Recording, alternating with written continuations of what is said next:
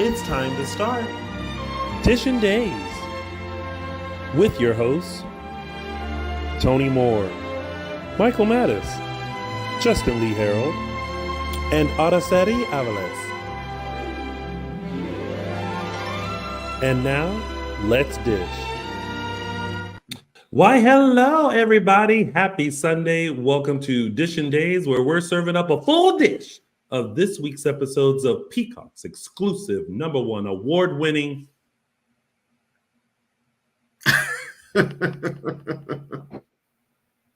hit soap opera, Days of Our Lives. And if you guys haven't already, make sure you like us and follow us on all social media platforms. We are Dishin Days Show on Facebook and Dishin Days on Instagram, X, and Threads. Also, if you are currently watching us live on the YouTubes, make sure you subscribe to our YouTube channel. That's right. So that way you never miss when we upload a video or when we're going live and in living color just for you. And if you are currently listening to us on your favorite podcast station, make sure you follow us there. We're on Apple Podcasts, Google Podcasts, Spotify, and iHeartRadio. Just search for Dishin Days and take us along while you're stuck in traffic, or when you're walking through a forest, or when you're just cleaning your house and need something to remind you that you are the #1 Days fan. Find us on your favorite podcast station and take a listen if you don't want to look at us. Also, make sure you buy our merch. That's right. We have merchandise available, such as these fine. Where is that button? Here we go. Such as these. We have our Meliswin Possess Dishin Days logo and serving up a full dish available on a t-shirt, a sweatshirt, a notebook, a sticker, whatever you like. It is there for you. So head on over to dishindays.threadless.com and purchase your merch today. Also, make sure you check out our fellow co-host and my chocolate twin, James Locke Jr., who is serving up a few dishes of his own. To get your full soap opera fix of Young and the Restless, General Hospital, and Bold and the Beautiful, head on over to JLJ Media on the YouTubes and on the podcast stations. And hey, tell him that Dishin Days sent you. You can also check out his original audio dramas, because James Locke Jr. is the only person that I know that remembers when Adam and Eve started dating. I'm pretty sure someone's going to go over and let him know exactly what I said. And I appreciate that. And of course, throughout the show, everyone, tell us your thoughts. Let us know what you think of this week's episodes of Days of Our Lives, either in our chat, or if you're watching later, go ahead and comment below. If you guys have noticed, we have went from 4 to 2. Michael Mattis is enjoying his 3-day work week. Yeah. Oh, well, 3-day vacation from his work week. Yeah. And Araceli Avalos is doing so many family events that I'm pretty sure she is drowning in family stuff. I'm sure, yes. Hopefully she has wine this weekend. Let's hope so. Yes. Which I'm sure she does. Yes. So you're just stuck with me and Justin, and later on, we will be joined by Linsey Godfrey and Paul Telfer, Sarah Horton, and Xander Kyriakis. Is it Kyriakis or is it Cook?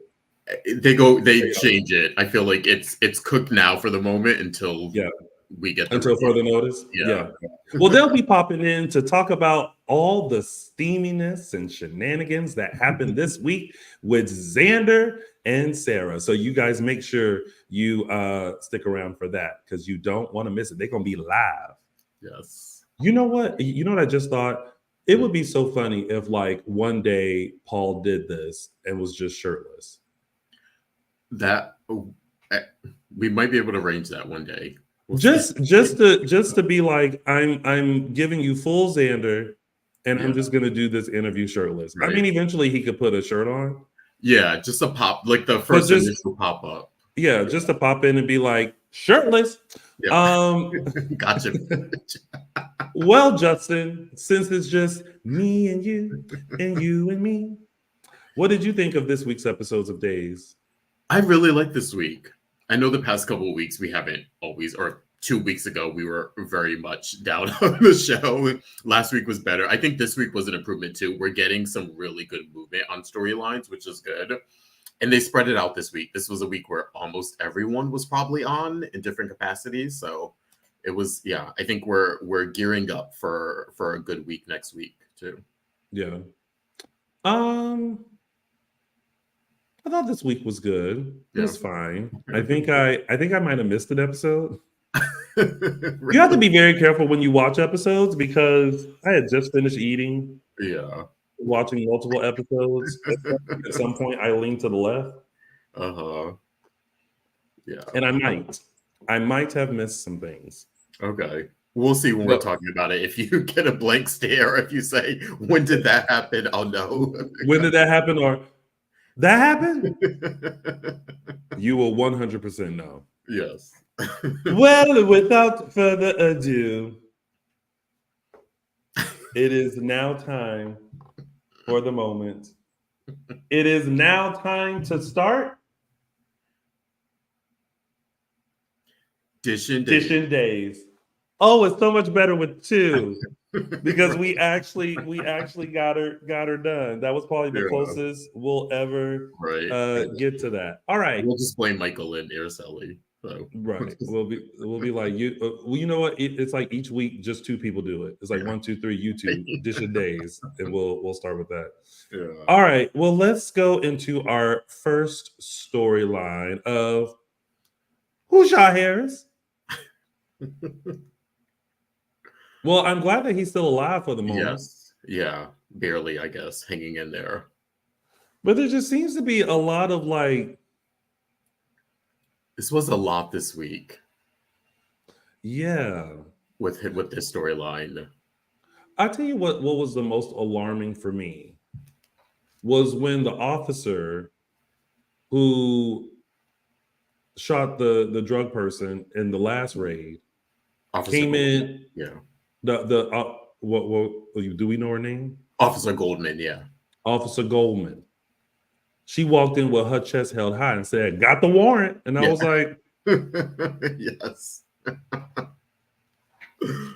And I think for the first time I was like, oh, y'all are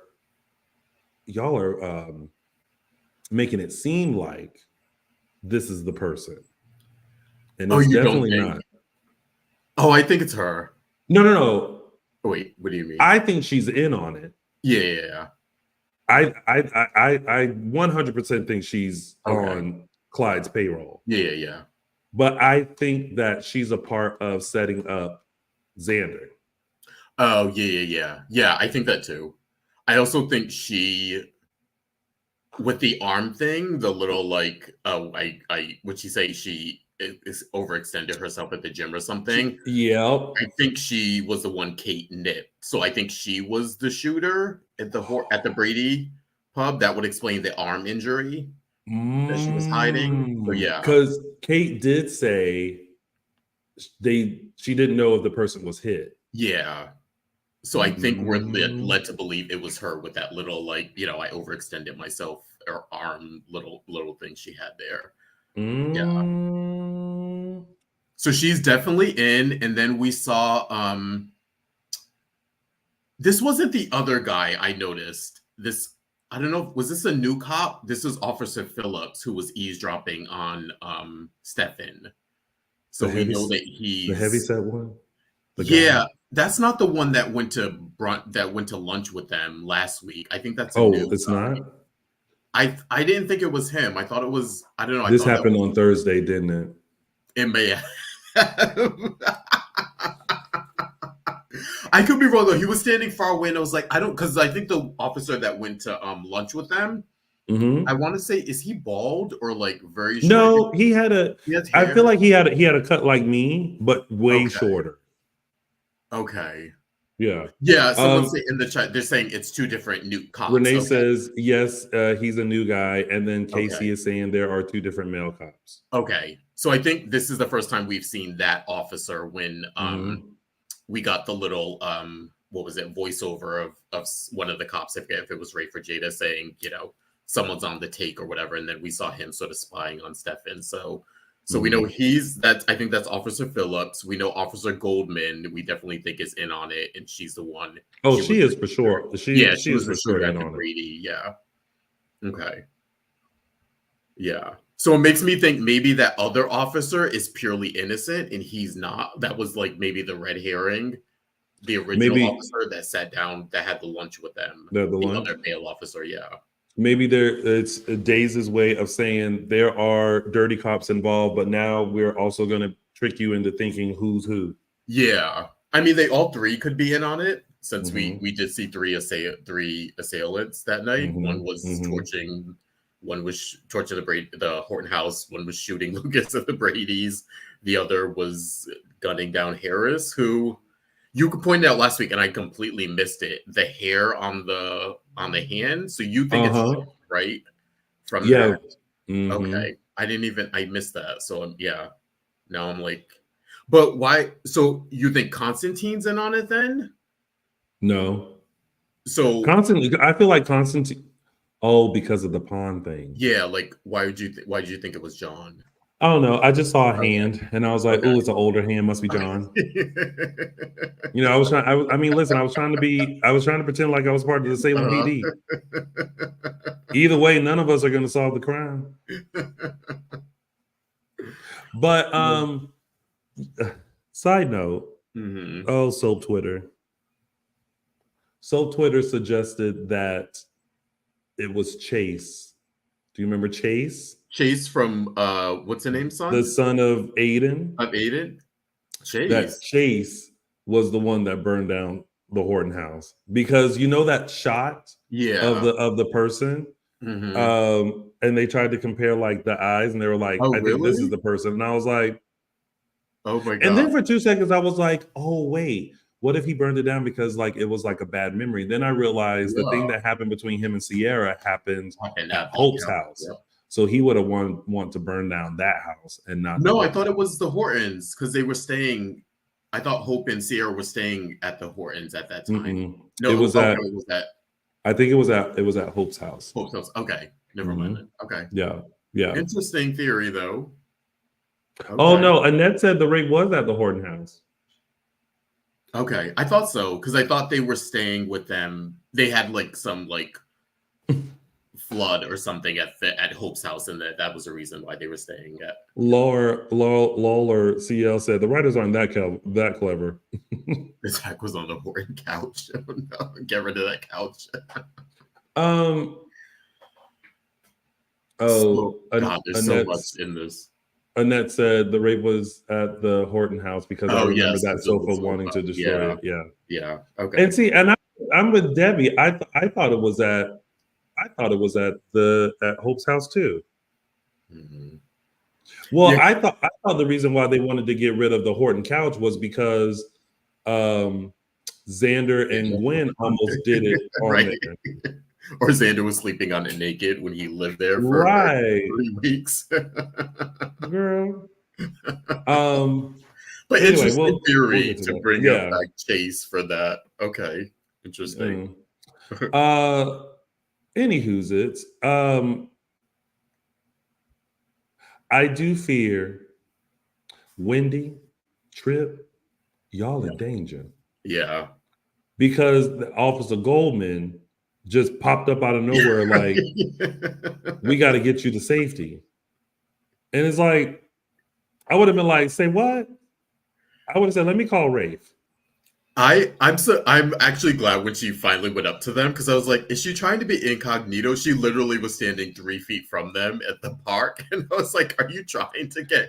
And then when she introduces, I was like, okay, that makes sense. But I was like, girl, you're like literally 2 feet away from them, spying on them. Like, can you be a little bit more discreet?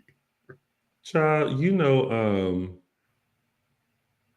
that whenever they do like the private area or whatever, that's just 3 feet away too, behind some bushes. Annette reminded us that the Horton house, well, we'll get to this, but the burning is because of Chad's phone call, but we'll get to that. But there was, we have, so now they're going off. we had Wendy sort of not snitch, but give some intel to Rafe and Jada during that week. But I feel like wait, was she the one that found the phone records and it pointed to Xander? Yes. Yeah. I don't know. So now we have Mastermind Clyde, who now is faking cloning cell phones to make it seem like certain people are texting others. So now not only is Clyde doing stuff, not only is Clyde doing stuff from jail, he is now apparently over the cell phone towers in Salem. And he's got it inside an AT&T or a T-Mobile or something. Metro. That's so weird. Shout out to my mom who just texted me and said, "I'm on." Oh. She probably couldn't find her way back into the chat for whatever reason, but she on vacation. She laid up somewhere. And she was like, "I'm gonna make sure I tune in." So thank you, mama. Yeah. But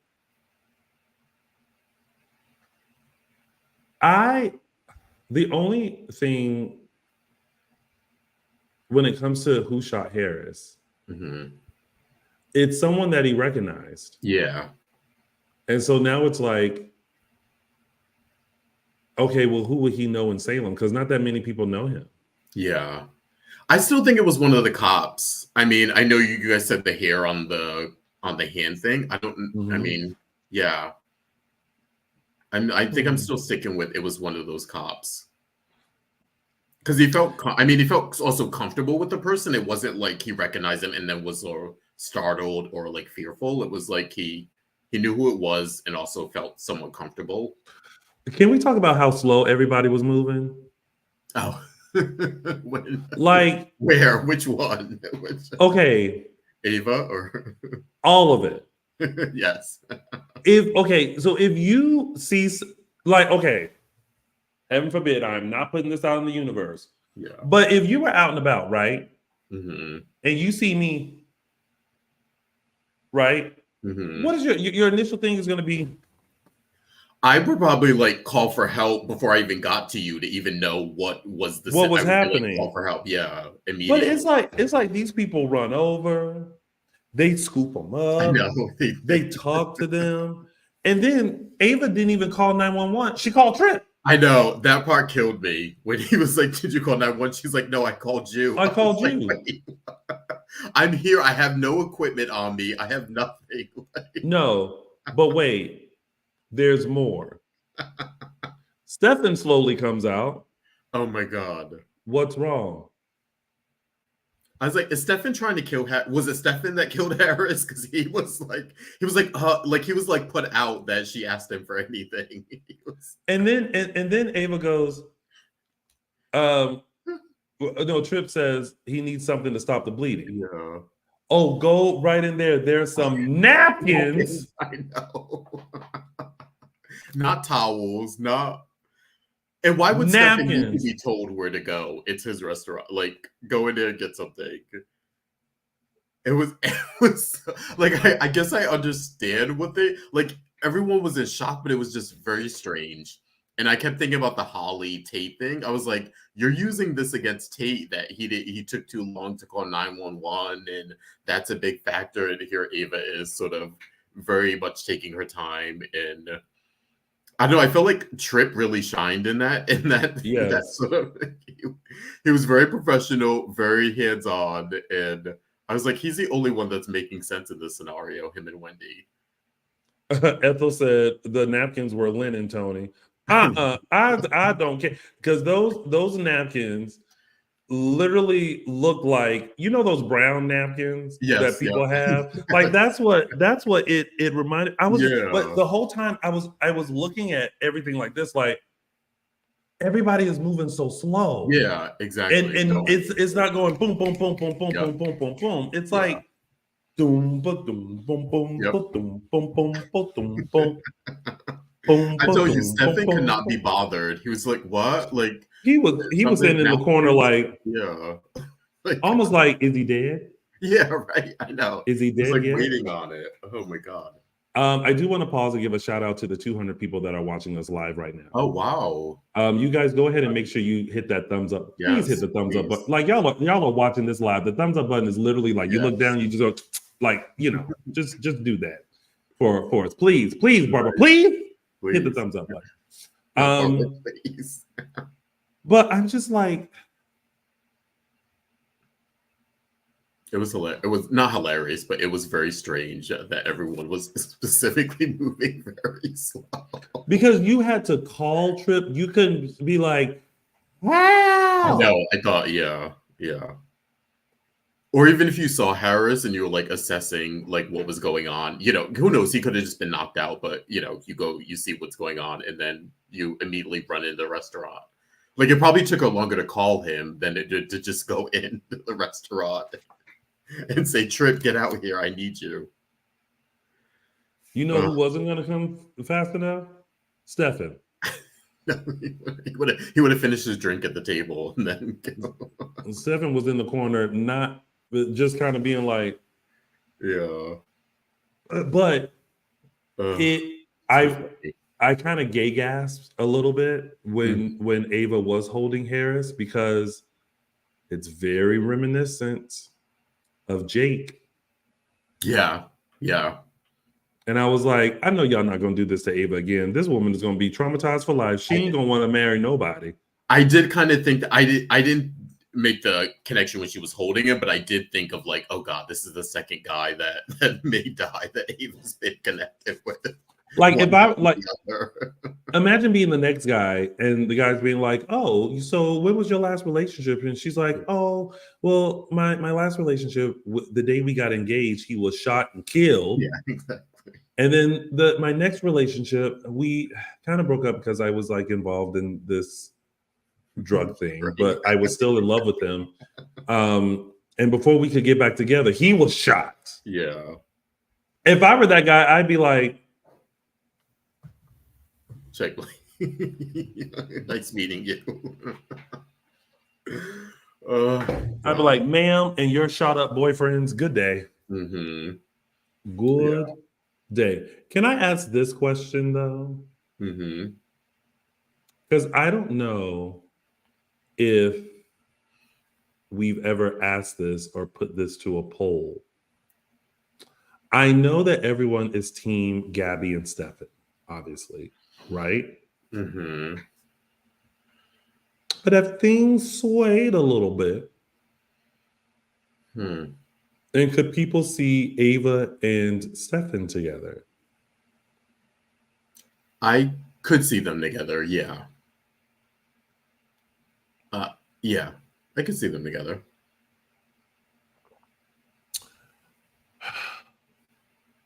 Let's see what everyone's saying. Nope to Stefan and Ava. Don't like them together. Stefan and Ava are reminiscent of Jake and Ava. Well, that's because it's the same person. Yeah, I mean, yeah.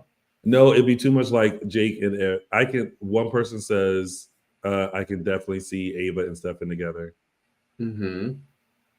Setting up a love triangle for Ava, Stefan, and Gabby. Do we need another love triangle? I know that's the only one I'm like, we just had one with him and Chloe and do we really need that? Yeah.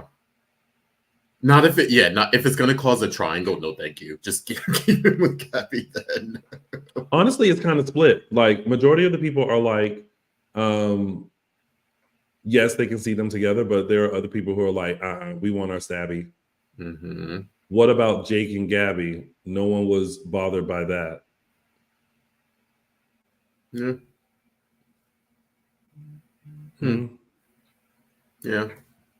We'll see. Yeah. We'll see what happens. Not Gabby who. That'll be interesting because who knows what's happening with that character? Are we gonna get someone new in there? And if we did, that could change also the chemistry too. You know, maybe if we get a new Gabby, maybe people may not like the new Gabby with Stefan, or they may think the chemistry did, or you know. Isn't that so weird? Like you root for characters and then like something happens and then it's like, oh well, these two people don't have chemistry. Yeah. And then it's like, what do you do? What do you do with a Klondike bar? Interesting. So I was happy to see that Holly isn't completely gone. She's now back in Salem. Yes. You know, shame on me for thinking this. But my first thought was, can you imagine her coming out of the coma and realizing that you've been to Italy and back? No memory of it whatsoever. Right. Because most people, you know, when they're in a coma, like life is happening, but like they're in the hospital. Yeah. But like she traveled. Yeah. While she was in a coma. She's gonna be pissed. She wasn't alert for that. Right. It's like yeah, so Nicole and Holly are back. That was a very quick trip. And Nicole knows Italiana. Yes, I know. I will say I like this. Just I know me and you are on the same page with this. It just cements that relationship for me. Yeah. I mean, I guess I understand how people want Eric and Nicole together, I guess, but I'm just like, I don't get it. And I also didn't get it before because I'm outside of Greg Vaughn coming on and the stuff he's had with Ari as Nicole the last few years. That was a relationship that started and ended almost 20 years ago. You know what I mean? Like like we always say, she's had a much bigger relationship. EJ has been a much more influential person in her life than Eric ever was. And so I don't know. I'm like, maybe the tides are changing. We'll see. But I'm holding out hope that they keep that couple together. Whatever happens moving forward. I know there's some shakeups, but yeah. Sherry Harrison was like, I thought that was hilarious. How did Nicole pick up Italian that quickly? Was she out seeing the sights while Holly was in the hospital? That too. I was like, was she reading a book or doing Rosetta Stone in the hospital maybe? At a local cafe, being like, more pasta, please. Mess. Yeah. They're back. All right. Was there anything else with that storyline? Oh, well, and also Officer Goldman, after dealing with killing that drug dealer. Yeah. She's reinstated now. She got her gun back, and they were just like, come back when you want. But yeah. But I did find it interesting when Jada was like, yeah, I don't know much about her personal life, and suddenly they're concerned because it's Valentine's Day, and they're like, does she have anyone to go home to? Little did they know. Yeah. She out kidnapping folks. Yeah. I wonder if they're gonna play it like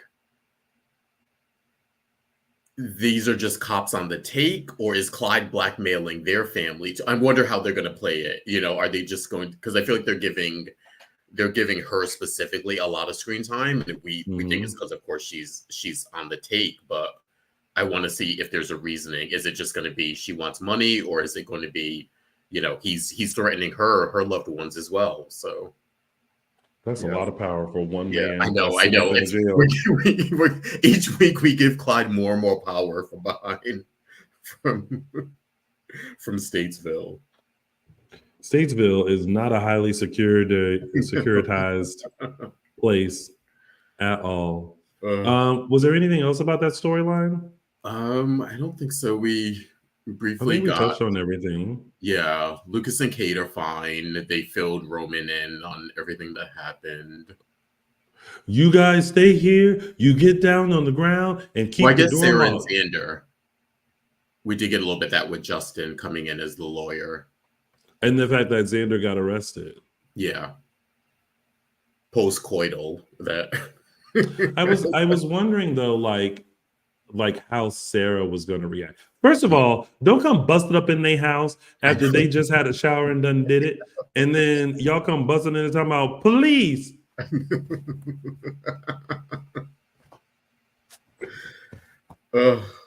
Did they at least let the man put his track pants back on? I know, right?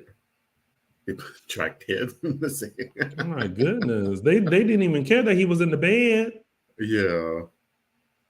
So Xander's arrested, spent the night. Xarah comes to visit him. I was pleasantly surprised. Or no, I think I said last week I was hoping that she was going to be on his side, that it wasn't going to be a retreat of last time where she didn't believe him or doubted him. So it looks like that she's fully supporting him. And I like that she brought up, or this was even before he was arrested, she brought up the fact that she saw the text message on the phone so I'm guessing we're going with he wasn't doing something else, that was the setup from Clyde, like the clone phone. I'm guessing like Ava. Maybe. Yeah. Because I think last week we thought it was something else he was doing, like maybe he was planning a surprise for her. Oh yeah, that's what I thought, because it was Valentine's Day, like he was planning something. And they the way that they played the scenes, it almost made it kind of seem like that a little bit. Yeah, like he had no idea what it was. So that happened on Thursday, didn't it? It did. And to his credit, to Xander's credit, he did admit to Justin and Xarah that someone did contact him about being a hitman and offing someone. And he was not going to do it. He was like, yeah, I got a baby and a wife. So I think we're going to get Xarah and Xander on the same side here. Yeah, I think there was a lot, but I think that was a majority of everything that happened. That was pretty much it. Yeah, that one. I mean, I guess this is our one spot to talk about this, since we're talking about them. Sarah and Xander do it again. Back to get in the shower. Didn't take too long. All it took was I like that Sarah was persistent too. She was like, I know what I want. I know you said good night, but I'm not ready for the But good morning. He had to go take a cold shower. But it's like, and maybe we'll get a chance to talk to them about it. It's like, how do you prepare for a scene like that? And because so when they started the shower scene, I found it interesting that they started at Xander's feet. And for me, I'm like, you have to give me warning, because I would need to go get a pedicure, make sure everything looks nice, and everything like that. Is it like when you go in and you do rehearsal and you see where they're starting, do you think it's insane with Xarah when she stepped into the shower? I was like, I would guess that once they see that it's a shower scene, however, whatever warnings they get just from make the sure scripts, they just everything is fine. Yeah, exactly. Yeah, it's like a sexy. It's like, make sure you have. I'm going to be doing love scenes this week. Make sure. I got some breath mints and scope and all that stuff readily available for the next week of filming. And he had a bar of soap in his hand, but there wasn't no soap. They didn't even get to that yet. It was. They didn't. Yeah. On a scale of 1 to the remember the last scene that they had together? Like, the show had just went to Peacock. Oh, and we got yeah. Like, on a scale of 1 to that, like, which was better? Ooh. I still feel like that first one was a little more like, it was a little bit more risque. I like this one too, though. I like that it was Sarah initiating it. I like that she was being persistent, and I like that. I like that they actually slept together. It wasn't, he still didn't resist her. It was like, okay, we're just gonna do this. We know what it is. We know how we feel about each other. Yeah, let's not. But I feel like I like the way that they have, and we'll get into this later when Paul and Lindsay join us. I just like the way that they have eased them into this relationship. Like, it doesn't seem rushed. It seems like a natural flow. It does, yeah. All right. Well, let's move on to our next storyline, which Justin has titled Burn, Baby, Burn. The Horton house.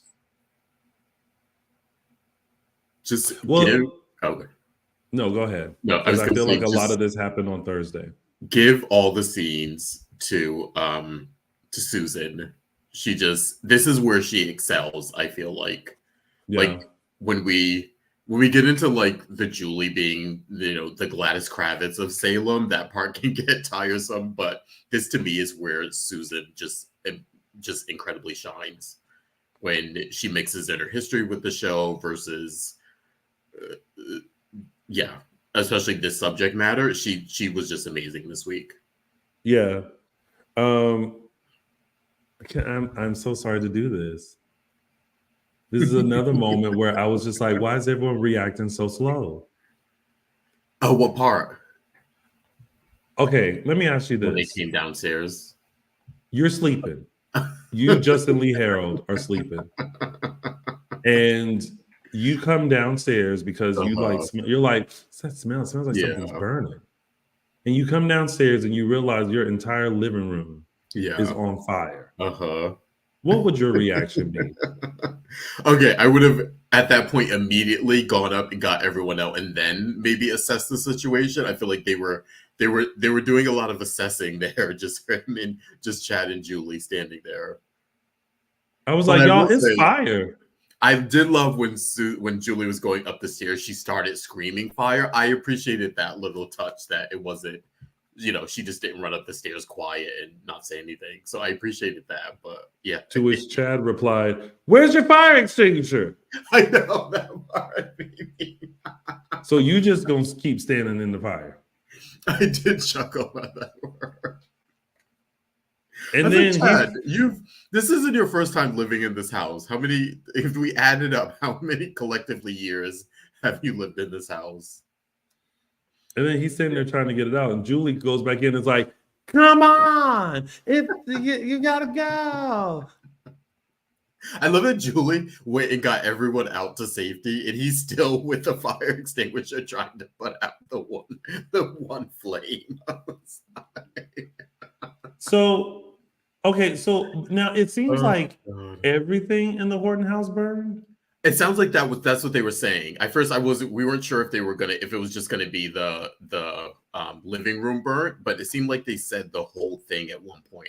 There was Chad or Julie said like the whole house burned. So, I mean, not that we see other than that living room, and maybe we get the dining room on special occasions, but yeah.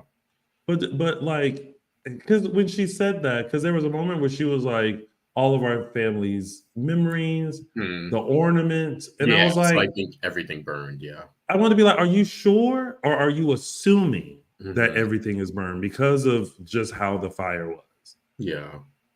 Because I feel like they could have put everything out before it reached up into the attic or something. Yeah, I guess so. I guess we'll see this week. But yeah, I got the impression that they were saying that to tell us the whole house sort of burned and it wasn't just like the living room area.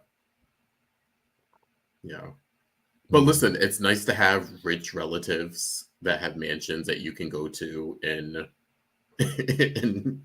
be comfortable. Maggie was like, we have a whole house with plenty of empty rooms. Go. Yeah. But I like the reminders of like the relationships and friendships that people do have in Salem. Yeah. What do you think they're going to do with the Horton house? I think they're gonna.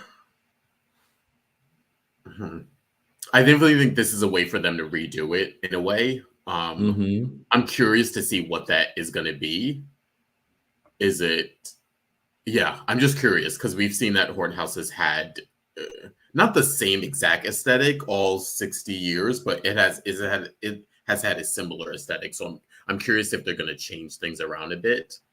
Yeah, I think it's going to be like a whole new remodel for that room, which I think would be nice. I wonder if like it'll still have its same feel, but just updated. Yeah. I think everyone is hoping that the ornaments are safe. Right, I know. When she said that, I was like, oh yeah, the ornaments. No. Because I would hate to be the person that has to go back and figure out all them names and then paint them all. Yeah. I can Mm-mm. imagine that maybe we'll get a scene this week where they find the box, or like, someone will come downstairs and say the ornaments were saved, or yeah. Oh, I love what Lawler CL said. Tom Early will do a great job with the new Horton set. He cares a lot about it. Yeah. That is very true. Yeah. Tom is very dedicated to that show. He's been on the show with the show for decades, and we have commended him here and his team here many a times that the things that they do and what they work with to take us to wherever they need to take us to is amazing. It's funny, right before we went on, Tom posted something on Instagram. It's him walking through the Horton set, the burned Horton set. And I forgot the caption it said. So maybe that gives us an indication that, him and his team are allowed to get a little creative maybe with a new set coming soon. Yeah. And it could also be maybe like a passing of the torch kind of thing. Maybe we've had, it's had an Alice and Tom Horton aesthetic for a while. And even after Tom was gone, we had Alice there for a while. Then it sort of switched over to Jack and Jennifer / Doug and Julie. And now that we have Chad there, sort of they're cemented with the kids. I wonder if they're gonna sort of implement that into it. Maybe, like, I don't know. Yeah. Some younger feel, maybe. Lawler says, "Will be great to have Tom Early on after the new set debuts." That'd be nice. Yeah. I always wanted to do like a behind the scenes kind of show so that you get an idea of just what it's like from like the crew point of view. I also remember when I tried to do that show, I got in trouble. I know. Surprise, surprise. There's some behind the scenes things that we would like to do that unfortunately we cannot do, and we don't. So, side note, I mean, this happened years ago, but I thought, oh wow, it'll be cool to like have some people from the show that are behind the scenes to just talk about what it's like working on the show and everything like that. And I remember at the time I got someone that one of the stage managers, someone that worked in wardrobe. Was that it, or was there someone else? I think it was just those two people, and I was like working on some other stuff, and the show never happened because I got in trouble for reaching out to them directly. It's one of the many times I've gotten in trouble with doing stuff on this show. That just shows you guys how much I love doing Dishin Days and how much I love wanting to get information out to you guys and how creative we are here. Yeah, definitely. Yes, there can be some red tape with some of this stuff. So we definitely have those ideas that we want to do interesting stuff, and unfortunately we get stopped and cannot do those things. That there's a lot of red tape. There's a lot of behind the scenes stuff that they like to keep very secret and are afraid to even have people interviewed of fear of what they might say or do. Or sometimes I'm glad you see it as that way. I just saw it as like, don't be going off doing stuff on your own, sir. Well, that too, but yeah. So has that expired yet? Maybe we'll get Tom. We'll see. Let's hope so. Let's see. We'll see. We'll come up with something. I mean, I also, side note, back in like when they had the app, I always wanted to like produce segments and stuff for the dual app, or even now for the YouTube channel. Like, whatever. One of the ideas was, since Tammy had designer days, I thought it would be fun if we were able to actually go on set and have Tammy like meet with like the wardrobe person and one of the actors and kind of showcase like their closet and describe like their looks and how they put it together and everything like that. Like, I think it would be, that would be interesting. Yeah. Well, Jill, anyway, sometimes she's in the chat, maybe. Yeah. I don't know. I'm available. Anywho, yes, Annette, there was a segment with Tom early on the app with about the set. Yeah, I think it's when the Demare Mansion set happened. Okay. But anyway, I digress. Let's get back to Days of Our Lives, because shortly we will have our guests, Linsey Godfrey and Paul Telfer, joining us. Yes. But speaking of days, we're talking about Valentine's Day in Salem. First of all, okay, from which perspective should we start from? Should we start from John and Marlena's or Alex and Teresa? Let's start with John and Marlena. Okay. Let's start with the cool, calm, collected love before we get to the frantic. I always love when they show flashbacks from like past episodes and past situations. I didn't know that John spent $100,000 on that dance with Marlena. That was before my time. Yeah, I don't know. And I guess the first time that people saw like sparks between Doc and John. But I feel like John and Marlena are the equivalent of Tom and Alice. And right now, they are like the pinnacle couple in Salem. Yep. It was interesting to have Alex and Teresa paired with them. God, I know, right? I think a lot of people were like, why weren't Johnnie and Chanel, like, that would have been an interesting one too, but it made sense with what we found out later, that it was Alex and Teresa. Yeah. Very odd pairing, but we know they all have history with one another. But yeah. Whenever Teresa's in a scene, I can't get over the fact that when she clubbed him with that fire poker and left him for dead. I just can't get, whenever they're in scenes together, I just always, because I feel like that was never really resolved, really, or it was like waved away. So I don't know, maybe I'm always waiting for John to like reference that or something, to be like try to kill me with the fire poker and leave me for dead, or just sitting there and he's just like looking at her like, yeah. Or like as soon as she walks over, he's like, I want them to make that part of his. Remember how he used to do That's a Fact, or he doesn't do it as much lately. Yeah, maybe that's his new thing. That's a fact. Now when he gets scared, he's just like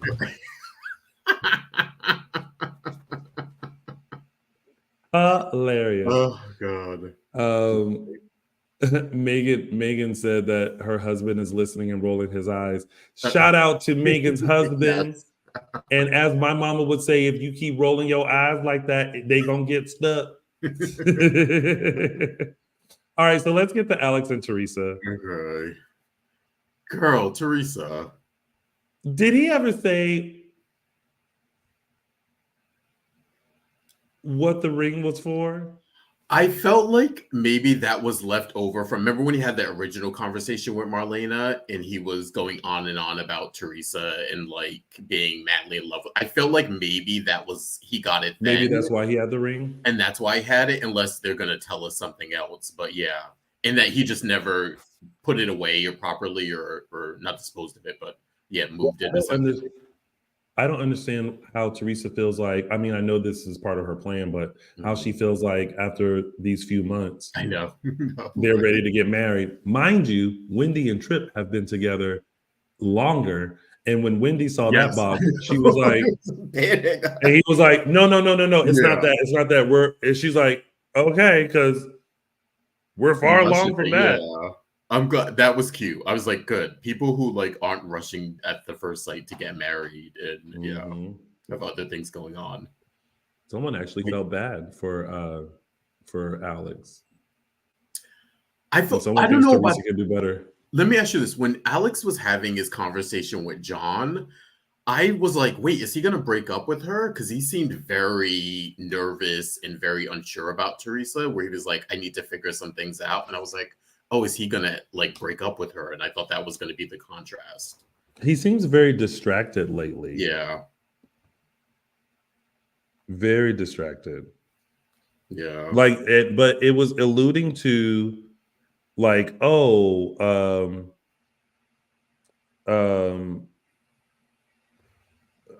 maybe he's working on the proposal. Mm-hmm. And I'm like, no. Yeah.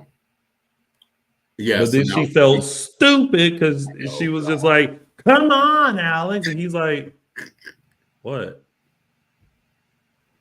He's like, I barely even didn't want to go to dinner to like, he was, which is another thing. Like, why would he be so put out by Valentine's Day? Like, I don't know. They change his character every week. Like, he was like a playboy before. Like, this would be like, I don't know, a no-brainer to him, I feel like. But I mean, again, like I said, Valentine's Day. Like I said last week, if Alex was this super suave kind of guy, then he knows what to do for Valentine's Day. Yeah. You know? Yeah. He wouldn't need direction or, I don't know. Yeah. Anyway, well, there's that. Yeah. Well, those were our major storylines. And before we get into our tidbits, just want to give you a tidbit of a reminder. Make sure you follow us on all social media platforms. We're Dishin Days Show on Facebook, Dishin Days on Instagram, X, and Threads. Also, make sure you subscribe to our YouTube channel. And if you haven't already, hit the thumbs up button. It looks like only 13 of you have, when there's 214 people in this room. Yes, please hit that like button. It's right there. Yes, please hit the like button. Also, I do hope that you guys, for those of you who are new to Dishin Days, I hope you guys are enjoying yourself. We're usually 4 people, but we're down 2. But I hope you're still entertained. And this is an amazing spot and place to come and talk about your favorite soap opera Days of Our Lives. So please continue to watch us and tell everyone to watch us as well. Yeah, new people. Yeah. Speaking of other ways to tune into us, make sure you go to your favorite podcast station and listen to us there. We're on Apple Podcasts, Google Podcasts, Spotify, and iHeartRadio. And don't be afraid to buy a little bit of merch. Go to dishindays.threadless.com to check out what we have. And make sure you go show some love to our friend, former co-host, and my chocolate twin, James Locke Jr., over at JLJ Media on YouTube and wherever podcasts can be found. And also make sure you keep sharing your thoughts with us. Comment below or comment in our chat. Let us know what you think about these storylines. Matt Hollis says, still entertained. So I appreciate that. Oh, my goodness. Thank you so much, Ambassador Sam Official. Oh my God. Dishin Days, excellent channel, excellent commentary, excellent interviews. Thank you. Thank you again. We really appreciate you. I think this is like the second time you've done this. Thank you. So we really, really appreciate you for doing that.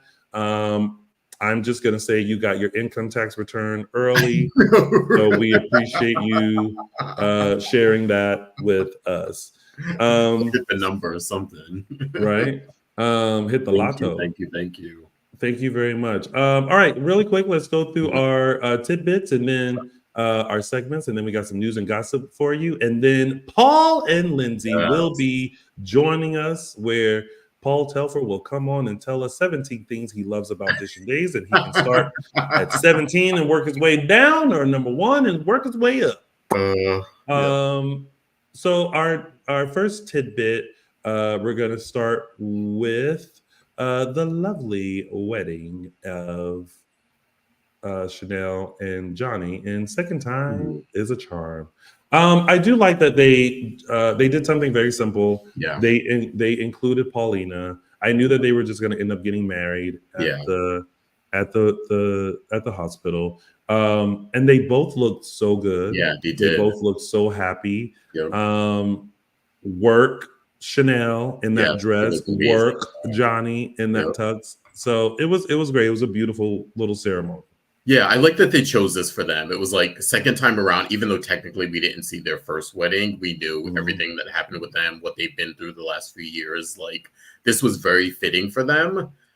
And I think we're heading into them being calm for a while, hopefully, and like just let them thrive in this relationship and let whatever craziness come from outside of it. Like, you know what I mean? Like, let them have a kind marriage. Let them, whatever drama is to come, hopefully it's outside drama that they'll face together as a couple. But yeah, I think we were rooting for them to get back together. Now they seem pretty happy and cemented.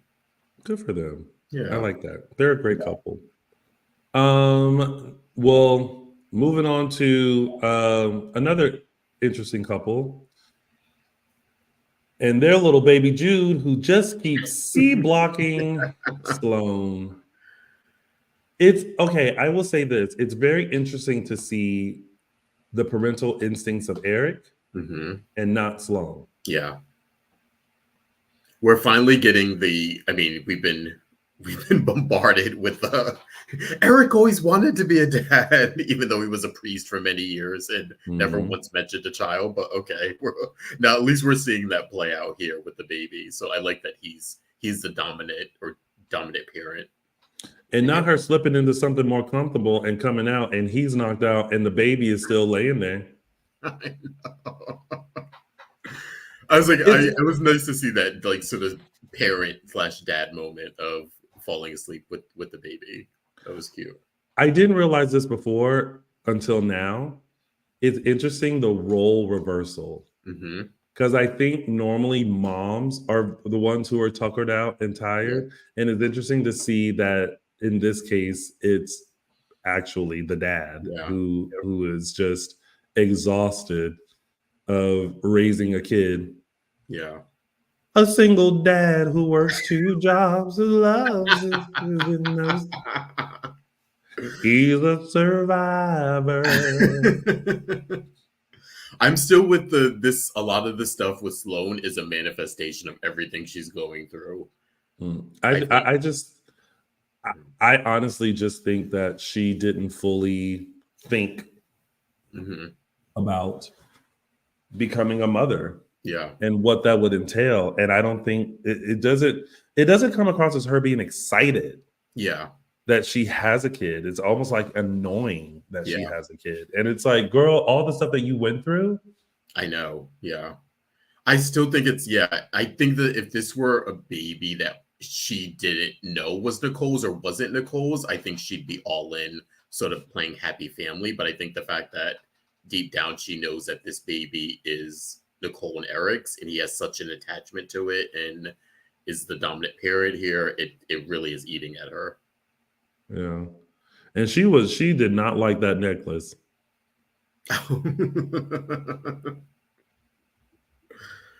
She said, "Oh." Like any first time mom will be like, oh. Yeah, I'm like, you guys are new parents, like his mind is someplace else. I thought it was going to be he forgot Valentine's Day and didn't get her anything, and she was going to flip out about that. So I was happy to see he actually got her something. You know what? Jennifer Anderson put it best. She's acting like a stepmom who is in command. Yeah. Yep. She knows that. Yeah, it's not her baby in any way. All right. Well, let's move on to our last tidbit before our segments. Double dating. Now this finally came face to face. But you know what's okay. So this is what's interesting about the Everett, Stephanie, Rafe, Jada storyline. Is that we've been waiting for this moment for so long, but it almost could have happened sooner. Because when Jada went to the bathroom, she crossed paths. I know, I saw it, with Stephanie. Right. So if she was so eager to meet him, why not be like, oh, Yeah. But instead she was just like, gotta go to the bathroom. Right.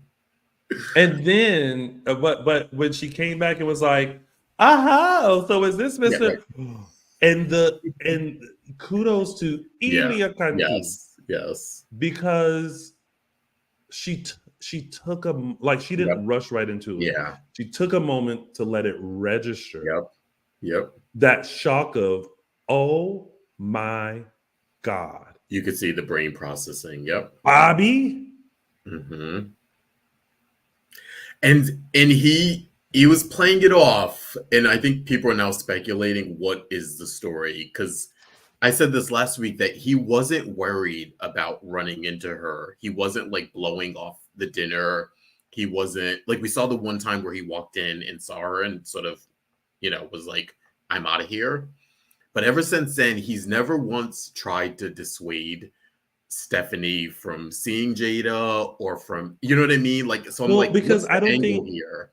I don't think she ever mentioned Jada. She just mentioned her friend. Yeah, but I mean, even after the first time where she brought it up tonight, like he didn't. I thought he was gonna do the I'm swamped with work, I can't make it, I'm so sorry. Like, you know what I mean? He's not doing that. He knew that he was gonna run into her tonight. So it's like, okay. Did he?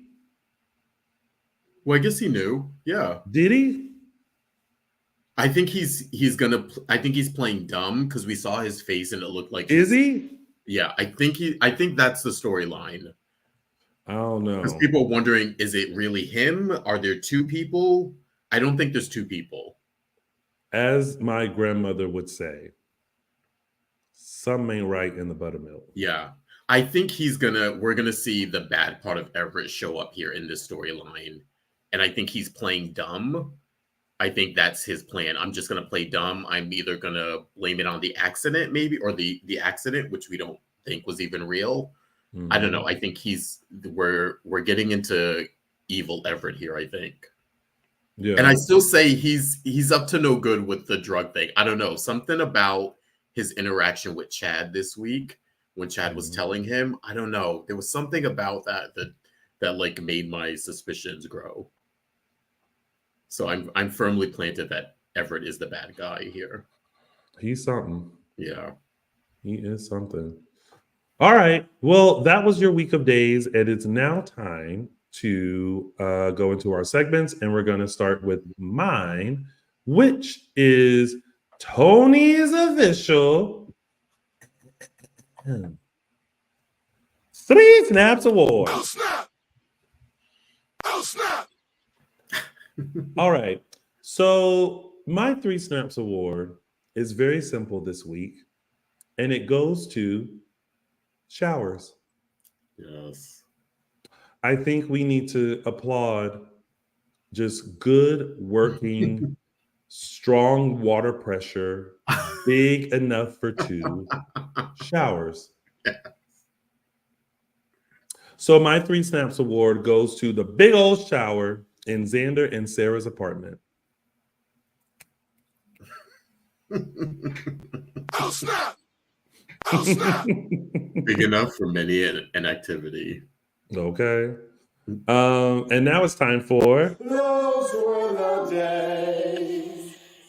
All right, guys, taking you back to February 16th, 2010. This was actually one of my favorite storylines when it was going on. I found it so interesting. This is when Carly accidentally shoots Melanie, which she meant to shoot was actually Vivian. I love this whole storyline. This was the reveal that Melanie was, in fact, Carly and Daniel's daughter, who Vivian found out about and was sort of playing Melanie, but also having genuine feelings for liking her. This is when Melanie was engaged to marry Philip at the time too. So there was a lot of intermixing here and past storylines. Of course, you know the history between Carly and Vivian, and this was one of those times where they brought Louise Hareld back and it just hit on like all cylinders. Yeah. So February 16th, 2010, this is when Carly accidentally shot her daughter, Melanie. And those were the days. So obviously we don't have Michael Mattis or Araceli here, so we can't do caption that or it's a gift. But what we do have is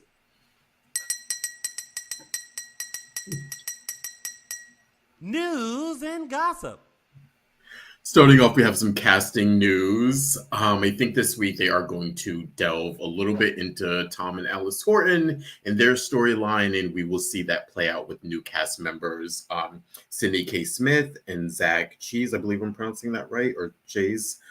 They will portray the young Tom and Alice this upcoming week. Not sure if it'll last further than that. But we will see a young Tom and Alice on the screen, sort of reliving their youth. Of course, it's coming up with the burning of the Horton house, so we'll probably get some memories there and stories there that'll play out. So yeah, welcome to the Days family, Sydney and Zach. I think this is going to be cute. Although somebody was like, some people were like, why can't they just use flashbacks? I'm like, it doesn't go back. Yeah, I mean, even they don't go back that far on the show, exactly. y'all. Like, they're showing them like when they were young. Yeah, this is young. You know, like young. Days isn't that old. Yeah, 60. Like they started the show when they were mature people. Yeah, exactly. Yeah, not young. So they don't have flashbacks of that. Let these people play them. Okay. So looking forward to Sydney and Zach this week. Speaking of family, Days family, we got an amazing sort of glowing report card on Days as far as how they're doing on Peacock. NBC and Peacock had a like press junket this past week, winter press junket, and the topic of Days of Our Lives and how it's doing. And we got definitely some intel from, when I get this, Peacock Exec Vice President Michael Slukin. He had some amazing takeaways. He said they're thrilled with the performance that Days has been doing on Peacock. He said it's a top performer on Peacock, and they were really, really happy with the retention of fans that they got that came from NBC all the way to Peacock. They were incredibly thrilled that all those people sort of came over. I know there were some people who were resisting, but I think they were pleasantly surprised with the big numbers that they got with people to come over to Peacock because of Days. And they're also a little tease. They're very, very pleased with the 60th anniversary storylines. They're beginning to film them. I want to say in the next month, we'll start to get into November, which marks the beginning of the 60th season. And so they're very, very happy with those storylines. So yeah, it looks like, I know there's been a little chatter about Days, considering what's going on in the news and what's happening on the outside of Days, but from the looks of this and the sound of this, Days is going to be around for a little while longer, and Peacock is very, very ecstatic to have them on the platform. So yes, really good news there. Yeah, because you never really know, especially with streaming services, how, they don't release ratings, and you never really know how things are doing. So right. So, yeah. Well, it's good that it's still doing well. Bring back Beyond Salem. Yes. Yeah. Well, maybe they will, since it's doing so well. We may get some spinoffs there. Hope so. Yeah. Speaking of Days family, we have a little update from ex-Jennifer Horton, Melissa Reeves, and her husband, Scott Reeves. They are the proud grandparents of 4 grandsons, and they just let us know that coming this August, they will welcome their first granddaughter to the brood. This is care of their son, Larry, and daughter-in-law, Olivia. So big, big congrats to the whole Reeves family on their new addition this August. Yay, babies. Yeah, I'm sure they will be showcasing them on their social media once she gets here. Mm-hmm. So yeah, big congrats. Next up, we have one of our favorites, the lovely Raven Bowens, in honor of Black History Month, sat down with the publication Black Girl Nerds, the website, blackgirlnerds.com. She did an interview on everything from how our casting story, how having Black voices on the show, and the evolution of Black actors in soap operas. Really interesting. If you're interested in Raven's take, go check out blackgirlnerds.com. Yeah. And last but not least. And wait, before we move on, we will be remiss to not say that this lovely photo of Raven was shot by our very own Michael Mattis. Yes. Yeah, beautiful shot. Mm-hmm. Next up, we have Mr. Eric Motzoff's Rocks Montreal fan event. This one is with Carson Boatman, Kyle Lauder, Peter Porte, Remington Hoffman, Brian DiTillo, and Gilles Marini, we haven't seen in a while. This one's taking place June 1st of this year at the Montreal Airport Marriott Hotel.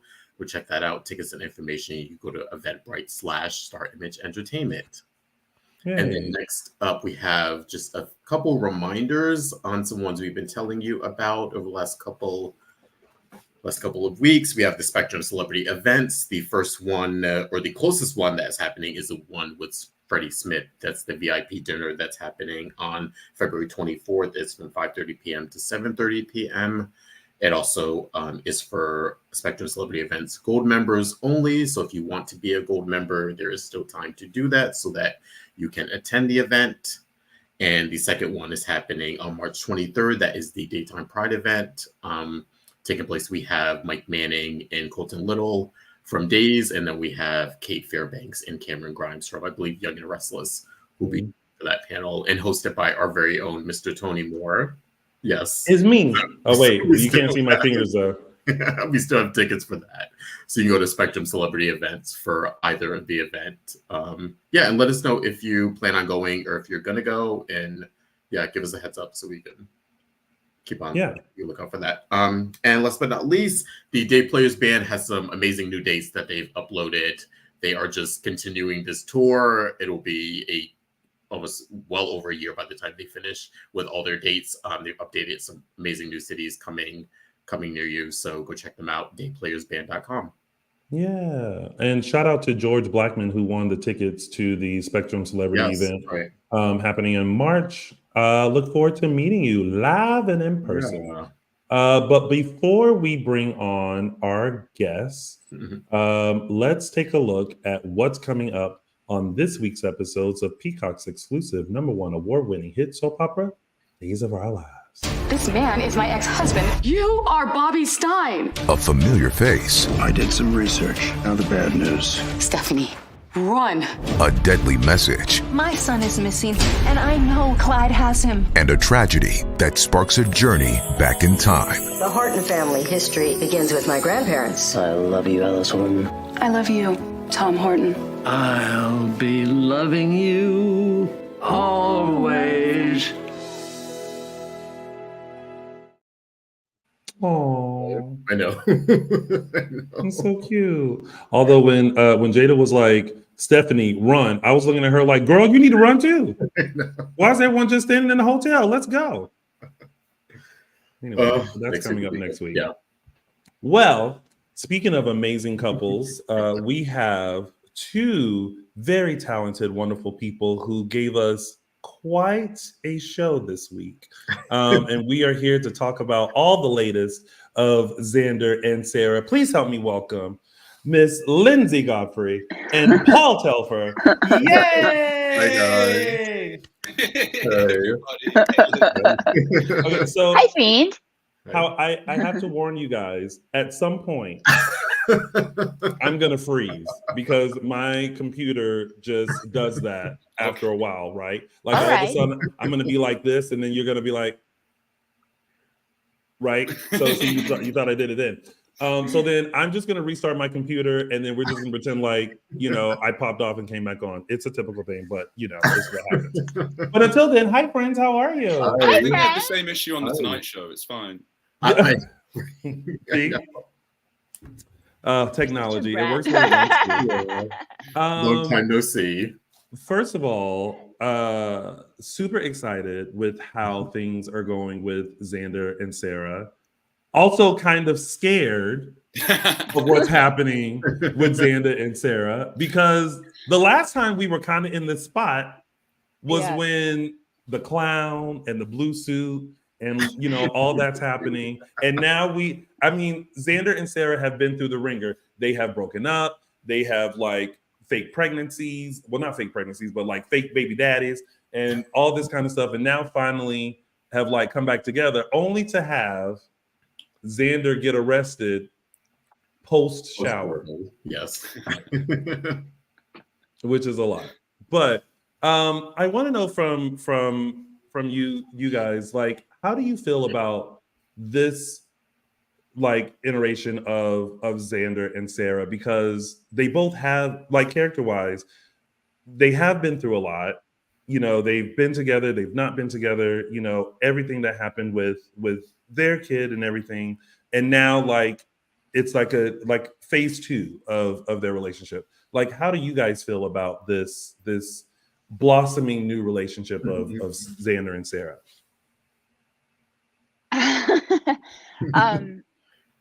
I think this time in my brain, I think this time because of like the split, and like the last time they split, it was Xarah just being heartbroken that he did something and that they couldn't be together. And not that they had fallen out of love. And even though Xander always moves on. I don't write the scripts. The person that he's with always has this like understanding that Xander's still in love with Xarah. Like every character that deals with Xander has to always know that like Xander loves Xarah. And so I think when they finally come together this time, it's like all the flaws. Like Sarah's fucked up. Xander's definitely done that. But you know, like Xarah did something really bad, and like for somebody on a very high horse, she forgets that she kidnapped a baby and Rex. Right. Like, yes. We're always like, Sarah will be so quick to overreact. Yeah. And it's like, but girl, let's list all the things. Like, let's not even forget, like Sarah's introduction to the show was like her overreacting of things. Yeah. But so I think what I love about where they are now is that like Sarah's like, listen, you have messed up so many times, but so have I. And I know going into this that like I genuinely believe you. I really think that you're trying to make yourself better. And I'm gonna, you know, stand by your side. Yeah. Because I'm aware of who you are. I'm no longer in the dark. Yeah. I mean, we've talked about it a fair amount. Where the other, you know, whatever iteration we're on now, like 2.0, 3.0, 5.0, Xarah, however many weddings, and but all the other attempts had this like crack in the foundation because Xander was always lying about something, either his motivations or literally what he was doing in the other room or like whatever was going on. And the love was real. He did manage to get Xarah to love him back. But that's all the more cruel if he, you know, isn't really who he's presenting himself as, and his inherent shittiness. Oh, sorry. I forget that I'm not on. Like, can I swear on this show? Yeah. Yes, you can. Okay. All the time. I would hope so because I just threw out a whole bunch of them. So please, the phrases we've coined on this show. Yes. But his inherent like terribleness would always come spilling out at some point, especially if it was already like set in motion by things that superseded even the romance. Whereas this time, they really are coming to each other with their eyes wide open. She knows how terrible he can be, but she also knows how wonderful he can be and how protective and how like doting and just besotted with her.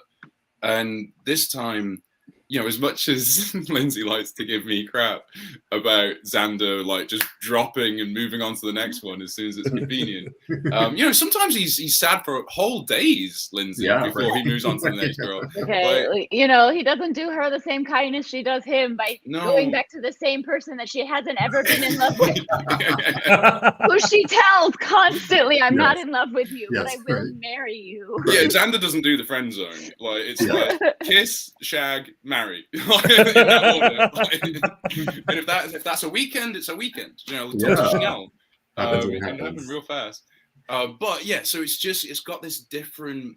The word I keep using is like gravity to it this time because you know that's part of what was going on in the preamble to the shower scene. You know, this week was his terror of messing it up, you know, like he really, you know, and that's proof of how much he cares. Like the fact that he would deny, you know, he's always been somebody who can't deny himself things and can't push off the gratification till later. He needs it now. And for him to be able to go, no, what's more important is the baby and the friendship and what we have right now. All this sexiness can't get in the way. Get away from me, you harlot, kind of thing. So, like, that was super fun for us to play because we've just never been in that situation before. It's usually like Xander chasing after people like Pepper and you, and then being like, oh, okay. Whereas this time it's more like, hey, baby, I would love to do this, but Daddy's got to go. I'm curious. Yeah. We were like, now wait a minute. Now y'all gonna do all this stuff and like, you know, get the mood right and stuff, and then all of a sudden you gotta go on a run. In the middle of the night. And I don't know if you knew this, if Twitter posted this or whatever, but people analyze the fact that Xander never runs with that much clothes on. And like, even though like there was that line where Sarah's like, You have your running thing, you have your cardio, you have your weightlifting, which, by the way, I put a little shout out for us to like see examples of that, you know, just so we can see the differences. But we were just like, so you want to go on a run? Like, it's kind of the wrong, maybe you should go on a run after. I'm curious, going off the last question, how have you guys progressed as actors from the beginning? Clearly you get along in, you know, we're now in, like you said, the fourth, fifth iteration of Xarah here. How do you approach it as actors? Is it just with ease because there's such a comfortability there? Do you sit down and say, let's go into this one different? Or how do you do you rehearse anymore? Do you? Oh yeah, we rehearse a ton. We try to. I mean, it's not always possible, just because but we try to rehearse right. a ton. Just because it's so many words, and like, you know, with this genre, it's you almost have to remind people of what you were talking about from the last scene. So it's a lot of like things that are very similar, and it's one thing. It's one thing. I'm laughing because it was the last time we worked together. I was like, I learned all this. I don't know why now. I can't. It's just coming out. Like, yeah, either one or the other. We had one where I don't know what happened. Like my brain, I just forgot to like learn this scene. And I was like, it'll be okay, except it's a 1.5-page monologue. Oh no. And it came out and Paul looked at me and I was like, I have no idea how that happened. Like it's magic. But because you're a pro, like, Lindsay. Thanks, friend. Because I've been doing it for a really long time.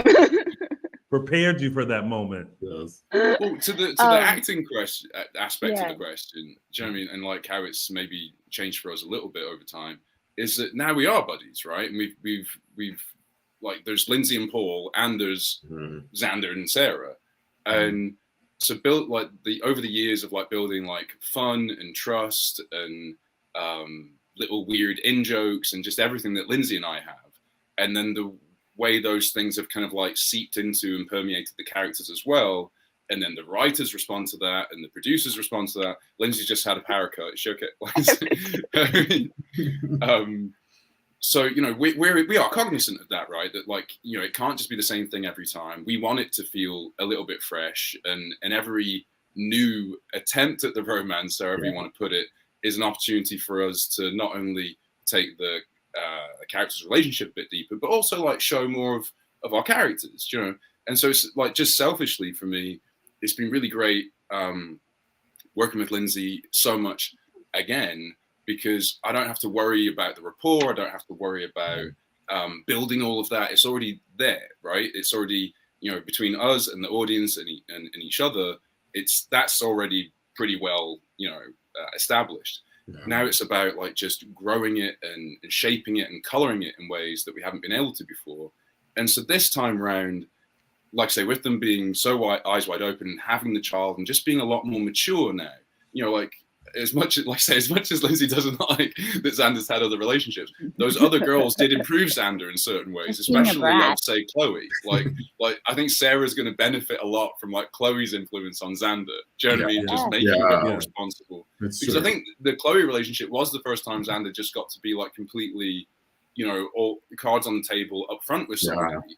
And even though it was, you know, hot and heavy and fast and furious and all that, and then over, on the other side of it, he knows that he can love a woman and just be himself, and it's enough, instead of like having to come up with all this nonsense to either impress or manipulate or cajole them into loving him back.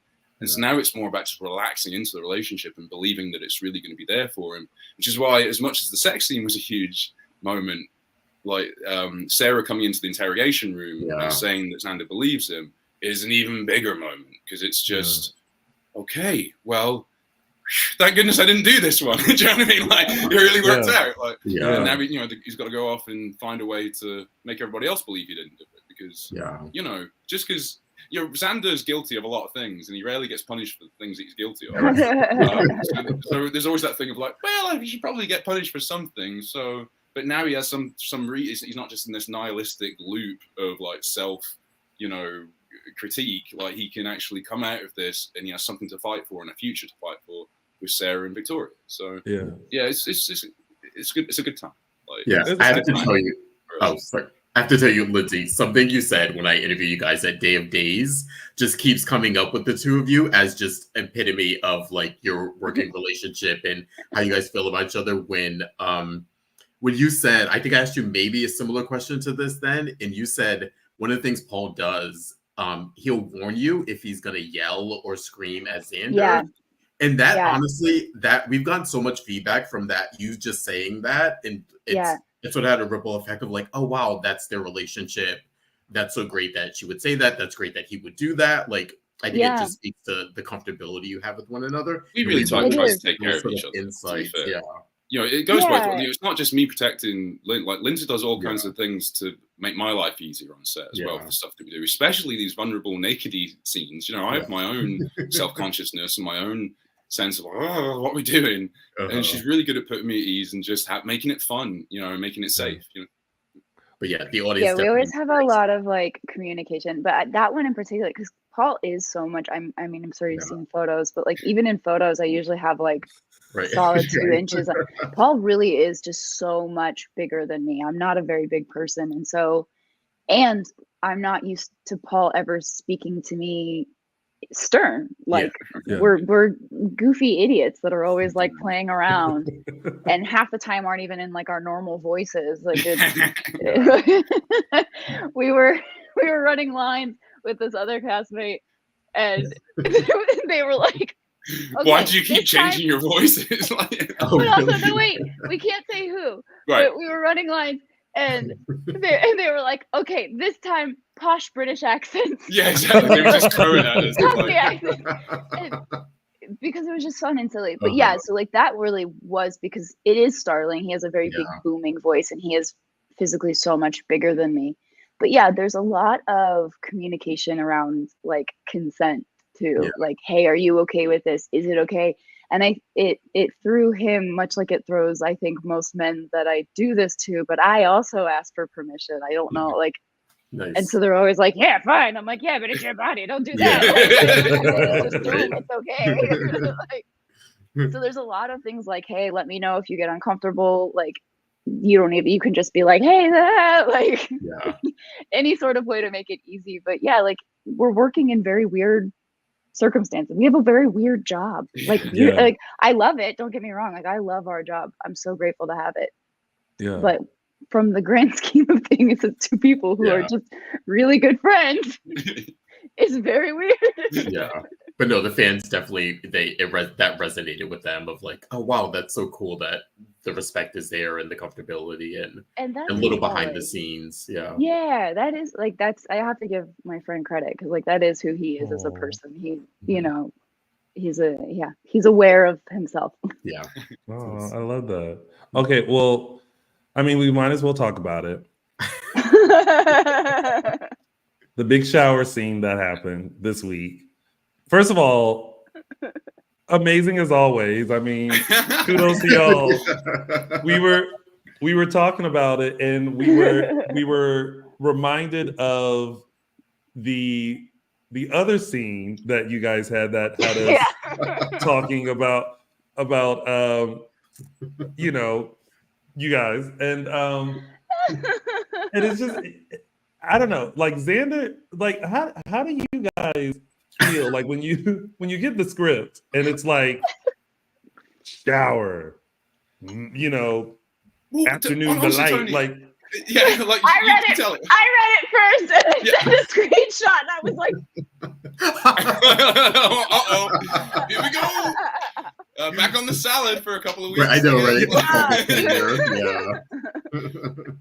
I mean, all silliness aside, and all of the usual actor stuff about, well, it's all very controlled and there's a bunch of technicians there and cameras. Obviously, it is strange, but at the core of it's acting, and just like you know, and Dan and I, Dan who plays EJ, he and I had a huge fight scene not long after he came on the show, and we have a silent pact between us that if we get another one, like we're gonna top it. It's gonna be like, you know, bigger and better than that fight scene. And so the same thing as a performer, as an actor. Yeah. It's a bit with me and Lindsay as well. I was like, well, this one has to be even. Like, I mean, because I remember when we saw the original one. Because I keep putting my hair the wrong way. This way. There we go. It's okay. I keep messing with my light. It's my hands in the wrong way. But I remember when we saw the first one we did, which was very, it was shot way more like a movie, like the way, like relative to how we normally shoot things. It was very like pieced up, and it took time, and it was a close set and all that. So that really was one where it didn't like feel sexy to do like so much. It was more just like hand here, move here, do that. So when we saw it, we were like, it was very technical. Like, it was. Pretty just spicy. a quick reminder of that. Oh, yeah, exactly. a bit of that. So obviously, we're want to like top that, but in a shower, and it's like, and also it's our show, so you just don't know how it's going to work. Is it going to be a freezing cold shower in the basement, or are they actually going to build a shower on set? Or like, how are they going to do it? And luckily, the water was warm. Luckily for me. Yay! For me too. I there in front of everybody. Right, but I also can't regulate my own body temperature, so I'm much like a reptile. I need to be something to be warm. It was so funny because it was the first time that the first one we didn't have like an intimacy coordinator. Right. So this was the first time that we had ever worked but especially I'd never worked with one before. But Paul and I were joking because like I got a call from all three producers and the intimacy coordinator and like a whole bunch to the point where I was like, what is happening? What are you shooting? Yeah. Like, okay. And it was so funny because like once I saw it, I was like, okay. Like you don't see anything. Yeah. But it was like leading up to it was so funny. I'm just talking through it. But again, like at this point, you're like, this crew has seen everything. Right. No surprises. To the point that they're not even impressed at all. They're yawning. Like they're, a little bit impressed. Just a little bit.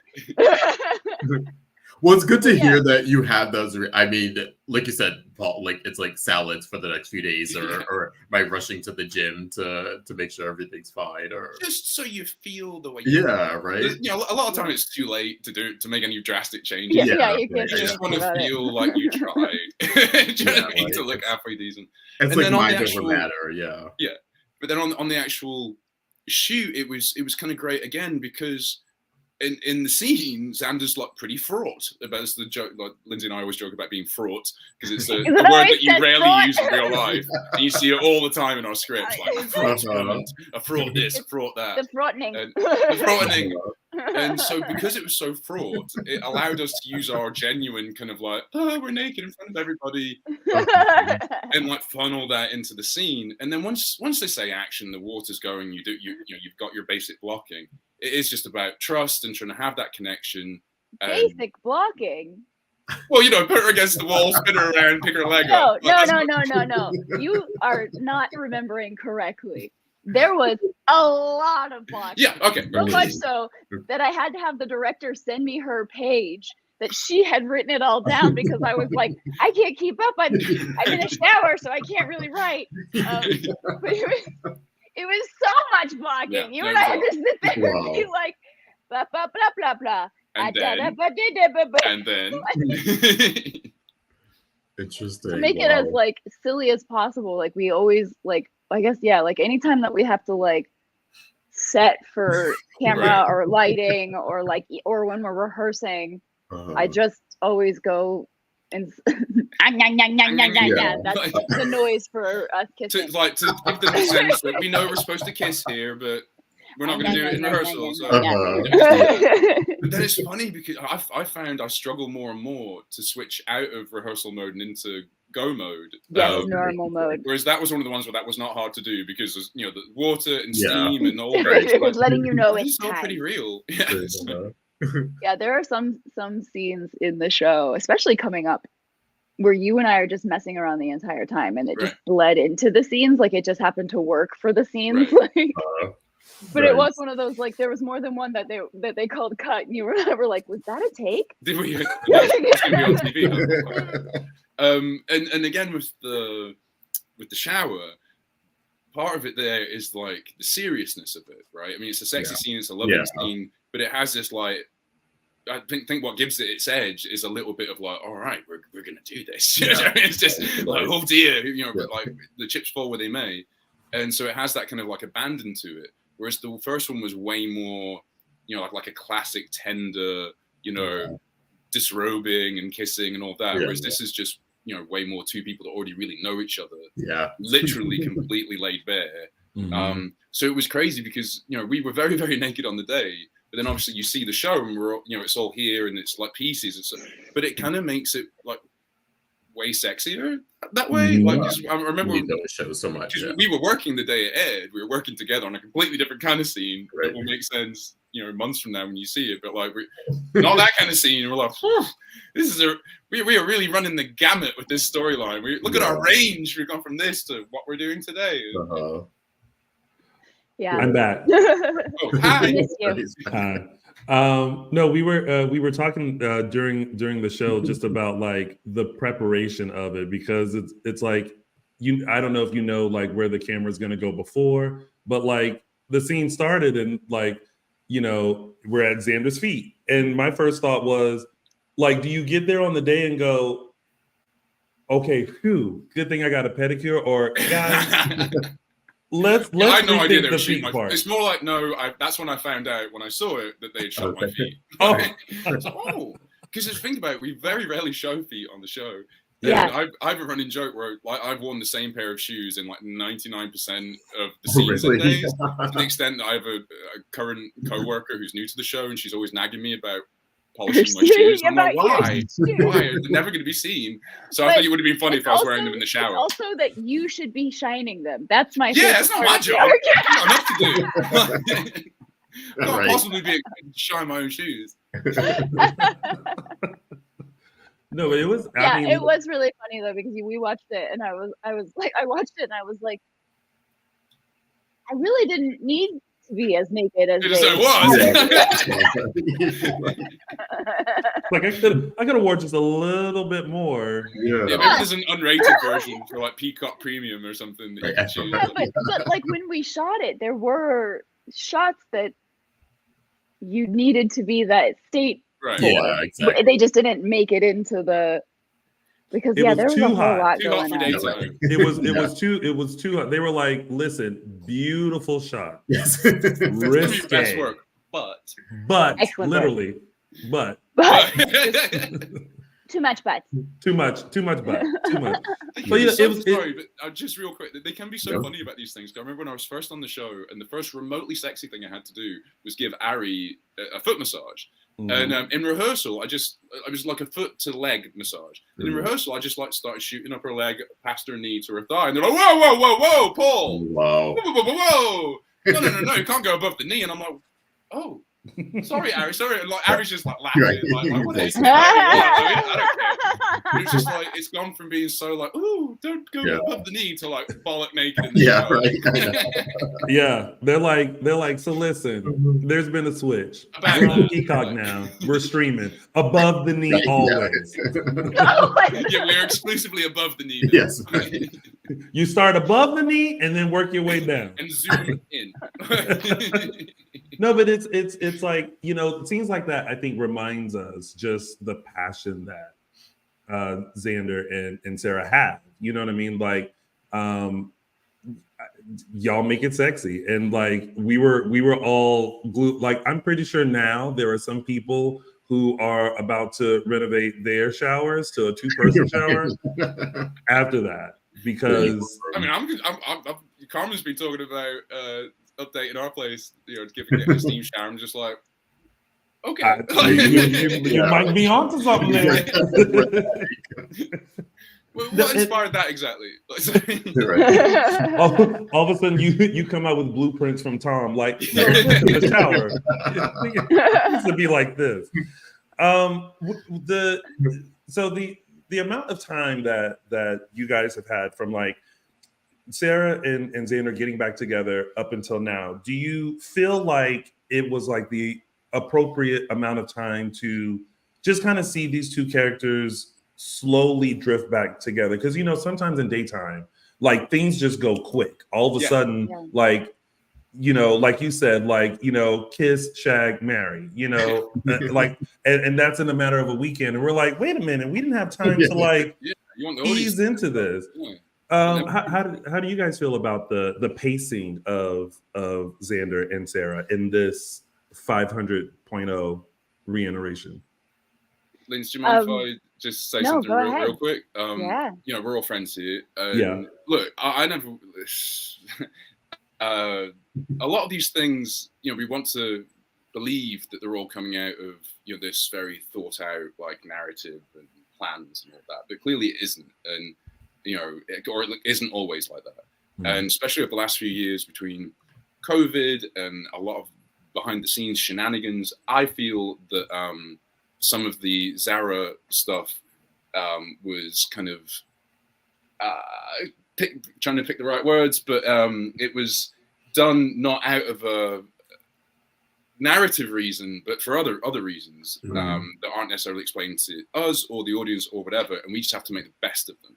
And so I think Lindsey and I have really done that, but no, I don't think it's been an appropriate, like I do think that there were times where Xander and Xarah were apart, where Xarah was off the canvas where she shouldn't have been, and it would have worked a lot better if she'd still been there while these other things were happening. And that was all very difficult. And so I think a big part of, at least right now, is just, you know, beyond being happy to be working with one of my best friends, it just makes more sense to have Xarah there. It makes more sense to have Xarah there than it does to have Xander there. That's kind of my point. And so, like, Xarah without Xander, Xander without, you know, like, Xarah can exist on the show and have a reason to be there without Xander being there. It's very hard, like, to really be realistic about Xander, you know, being this, like, third cousin, whatever, black sheep, being such an integral part of the current version of the show. So, yeah, I'm just much happier and much more confident that now they can tell a story, a romantic, full story, and like, kind of retroactively make right some of the stuff that I felt took too long to get us to where we currently are. Sorry, Lindsey. It's no, I mean, about, you know? And I kind of loved the way it went this time. I loved they were so mad at each other, but also like just so hurt. And you know, when she came back to town and lying about the baby, and that was kind of like the main thing, and that's what we wanted to play. Like, we fought against a little bit of how things were written at times, because we wanted to play, like, we wanted them to be angry, but behind the anger, so much hurt and heartbreak. And so for this now to be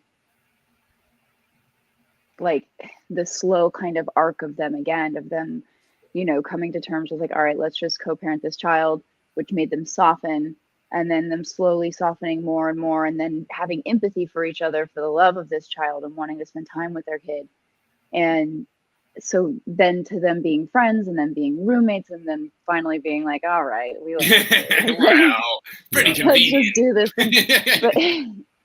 But it was just so sweet, and I loved the way they wrote Xarah. And I wanted to say this earlier. I think we were talking about acting earlier, and I know that like Paul and I both, and I didn't realize that we were both doing it because we both talked about it, but we both wanted to take these characters and play them like adults. Yeah, you know, just grow them up a little bit, mature them. Yeah, like I know, like I've been on a path just to do it forever, just because I knew like when I like that I could be a little pouty, and I was like, no, I want to be like a woman. And Paul's so playful with me, therefore Xander's so playful with Xarah, but it can sometimes be like we'll be babies. And you know, we wanted to be adults in love with each other who are going to stand by one another and have the playfulness in them still. So yeah, like for me, I loved the way it went, even though I was like, get to it already. Let's go.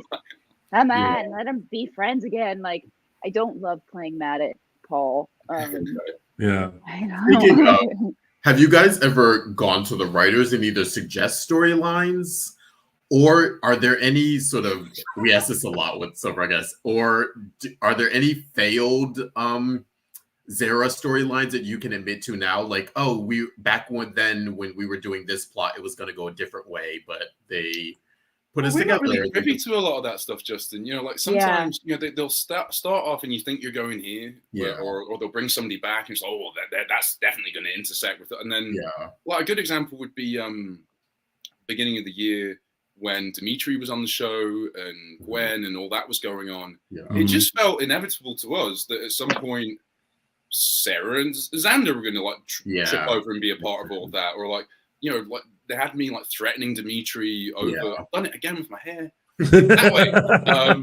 way, threatening Dimitri and but purely platonic because he's not in love with Gwen, but don't you touch her and all this kind of thing, and then nothing. We're not going to do that. And none of that. It's not like we get a letter in the mail saying, "By the way, I bet you thought you were going to have more scenes with that guy." And he was great. I loved working with Peter. And I remember on the day being like, "Well, this works. Let's keep doing this." And everybody nodding, and they're like, "Nope." Actually, that was it. Done. I love Peter Forte. I love God, lovely guy. He's amazing. Fantastic. I love him so much. But so for us, we've got an inverted example more where during the time jump. And when we were doing all the filling in flashbacks and stuff, so much story was kept from us. That we would have to fill in the gaps. I don't know if we've talked about this once before, but that's a pretty good example of how the whole thing really works, even though that was an unusual storyline. That's that terrible night. That awful night. Terrible. Oh, well, cup of tea. Who got that script being like, that's what's a terrible night. I would have played it.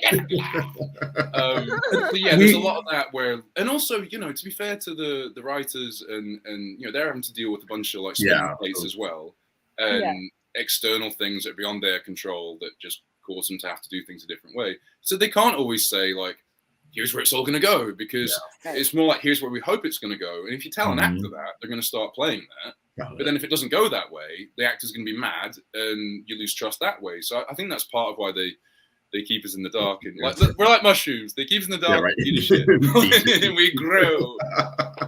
Well, I think that's the biggest thing to commend you guys on, is just you get handed scripts, you don't know where it's going, and you just have to kind of figure it out, based on your characters and what you do know.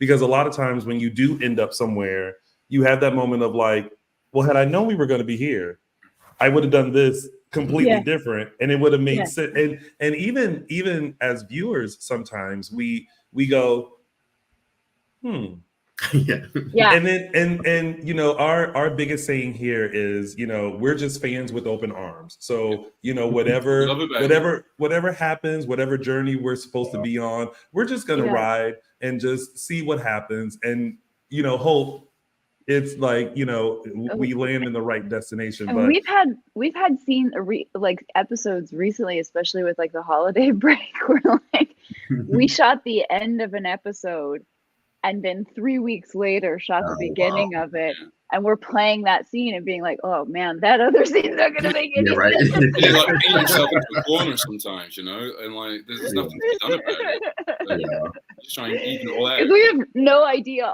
It so much of acting, I think, really does depend on where you're at that day and what you've been doing, and what you're bringing to the scenes. And sometimes I'll prepare something in my head at home when I'm running lines, and then I'll get there and Paul's not doing the scene the way that I imagined Paul was going to do the scene. So I have to adjust. No, that's not true. I have a very good Paul impression.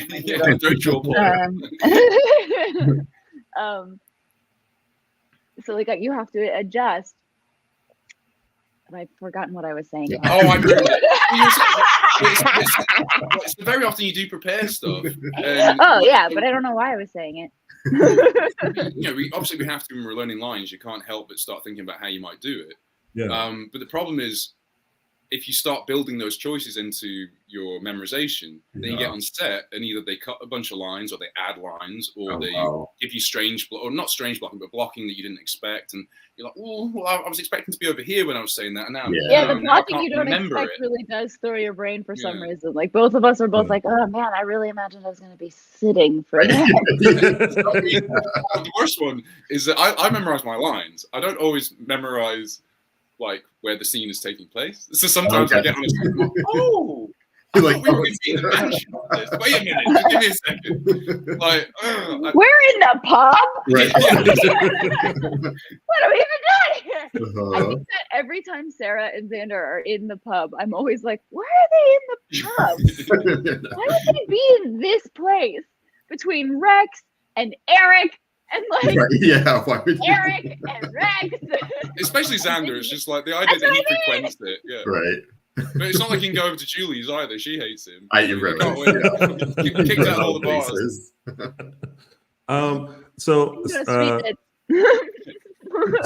there is there is a text from my mother who likes to text me during the show when she can't find her way into the chat.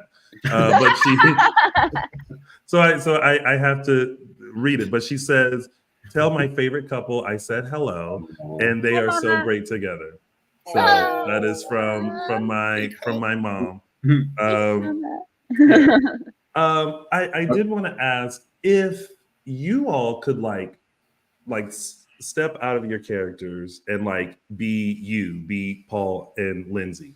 What advice would you give to Xander, and what advice would you give to Sarah as Paul and as Linsey? Because I know there are times you guys read the script and you go like, "Girl, again, we're doing this again. All right, girl. Well, here we go." But like, I would tell Xander to relax and look around and see how good he has it. The problem with that guy is that he's always like grasping for the next thing. He's so insecure. He always thinks like the ground is underneath him is so shaky.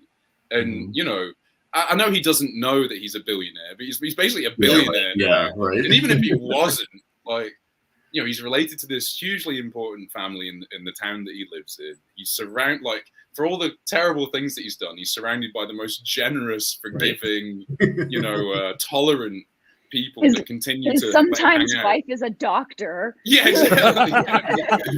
part-time. Yeah. Like, I guess she had some debt. They're garnishing her wages or something. Like, I love the fact there's 3 doctors in the whole town in your part-time. I love it. Yeah. There's only 3 of you. And they're specialists at everything. They can do everything. Full spectrum doctors. So many things. So. I would tell Sarah that she needs to maybe take some accountability, you know, and maybe examine her relationship with the truth as well before she gets on her high horse. Yeah. Going along with that, who would you guys, because I feel like your characters sometimes are such loners when it comes to like friendships. Who on the cast would you give a friendship to, like, or who would you want your characters to be best friends with on the show, and why? Well, I mean, obviously, you know, all Xander ever used to have was Jack. Right? Yeah. You know, for whatever reason, that we're not allowed to do that right now. So, I would love to get Jack back. I love working with Matt, and I always thought it's really handy for him to be around. It's handy for me it's great for Paul to be around an actor like Max. He's a wonderful guy, and he's been doing this stuff for forever. Yeah. And he's gone up and down the roller coaster as much as anybody has, both as an actor and a character. And so I think it helps massage nasty characters like Xander into the audience when they're hanging out with people that used to be bad, and the audience goes, "Oh, I remember hating him, and now I like him. So maybe it could happen for this weird British person as well." Yeah. So yeah, if I can't have if Xander can't have Jack back, or if Jack's still mad about Xander stealing the newspaper from him, then I always thought that Xander and Steph and Jake, you know, like whatever character, but they have a lot of like similarities and just they're both kind of like lovable, dangerous people. I don't know. It just seems like that, you know, and it doesn't have all the problems, or at least until recently. Can't talk about the story, but yeah, like it doesn't have the same like antipathy that he has with like people in his family, like Brady and all of them, or even with DJ. Like it just seems like they could kind of, and we've had a couple of scenes where we're like getting drunk at the bar and are just like drowning sorrows together, and they felt great. So it's just, I feel like they could be very kind of like simpatico on a certain level. Yeah, either that or another girl. Lindsay's like, no. I don't know if Sarah can handle another girl. It might end up being another. Don't you dare.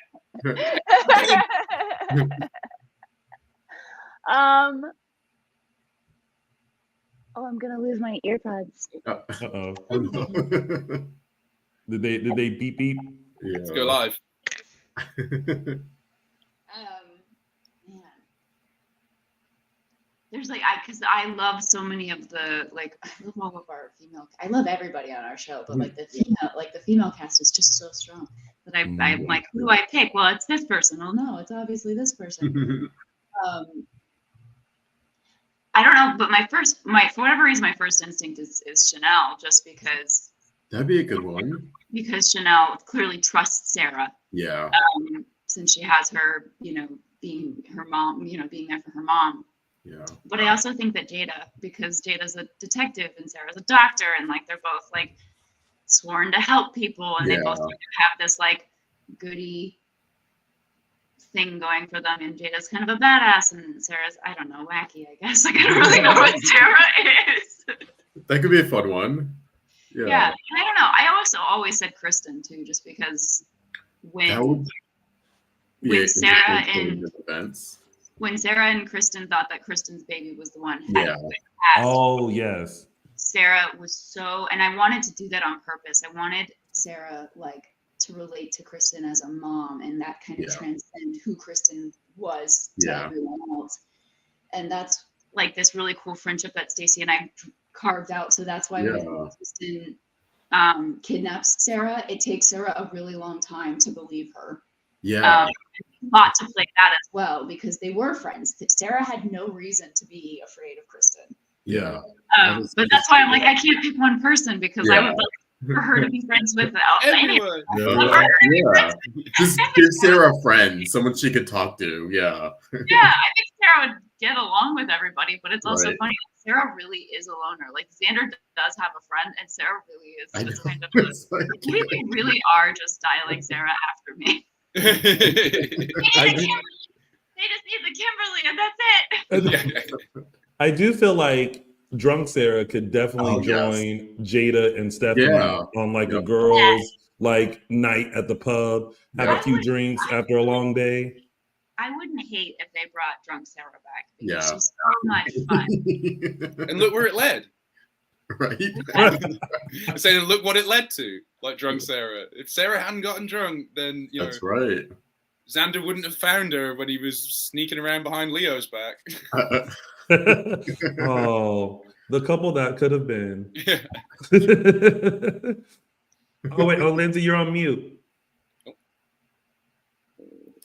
Yeah. There you go. We have a few questions from fans, because we love for the fans to have a chance and opportunity to ask some burning questions, since they can't call in because we don't know the technology for that yet. But we're working on it. We are working on it, I promise. But from Instagram, Stephen Demos wants to know who laughs first, which I'm assuming is going to be during a scene. If you have to be serious and stuff, who laughs first? Who laughed in the shower scene first? Go ahead. You want to say it?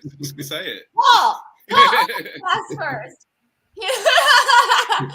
I mean, Lindsay laughs a lot. But in the precise circumstances you're asking about, I'll break first. Okay. In those circumstances, I giggle the whole way through. I'm I'm nervous. But if I'm being silly, half the time I have to hope that he won't break, because if he draws too much attention to how stupid I want to deliver this line, or how the emphasis I want to put on these words, they won't let me do it. So it's a lot of time. Go smuggle it in. Don't break right now. But Paul. Don't let them know I'm being funny. We have another question from DJ Bavita, who wants to know, Paul, did you contribute any college-related items to those shown in Xander's apartment? It's the other way. There's so much Scottish crap in that room now. I've just been taking stuff over. I don't have that much. I was like, well, I'll have this. Like, go talk to Steve, the prop guy. I'll be like, is this? Can I? And he's like, yeah, take it. Yeah, I mean, I am Scottish. I love being Scottish. I'm proud of it or whatever. But I don't pursue every observable surface with something Scottish like Xander apparently does. Even though he's Greek, like it doesn't. You're right. But yeah, it's really funny. I mean, the amount of times people in my Scottish life or Scottish family or the Scottish side of my lot like see anything that I'm currently doing, they're like, who decorated your apartment? Like, what? What the? Because I mean, literally, like somebody, and it's funny what brings it out of me as well. Because one of the fans was like, "Ugh, they can't even get that right. My God, look at Xander's apartment. He's got a Welsh dragon." I'm like, that's actually a Scottish Lion rampant. Like, yeah, they do a good job. And if you remember, there was a scene ages ago where Xander thinks he's being haunted and he's running around the apartment. Oh yeah, with a hockey stick. Originally, that was supposed to be a cricket bat, and it's one of the few times I pushed back on the script. It was like, "Hey, look, I mean, you're the guys that want to make." Scottish people do not like cricket. We do not play cricket. We kind of hate cricket, so it wouldn't be a cricket bat. Yeah. What would it be? I was like, "Oh, can you get a hurling stick?" Which is like Scottish hockey. It's a more violent version of hockey, and they'll see what we can do. And they managed to get it the night before the shot. Wow. So if I'm ever booted off the show or the show, whatever happened, like if the show ceases to exist or for some reason that apartment's gone for forever, I'm going to steal it. That's what you're taking. Those are the items that will make it. I'm going to take everything. I'm going to have a whole Scottish lair in my garage or whatever. Because there's no way Carmen will tolerate all that. So.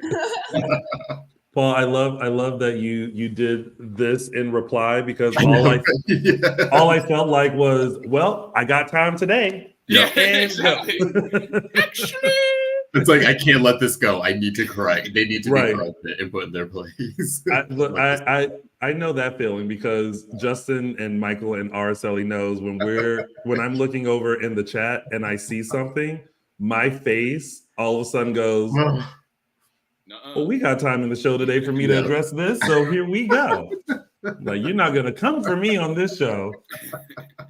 The many a battles we've gotten into over a fictional show has been quite hilarious.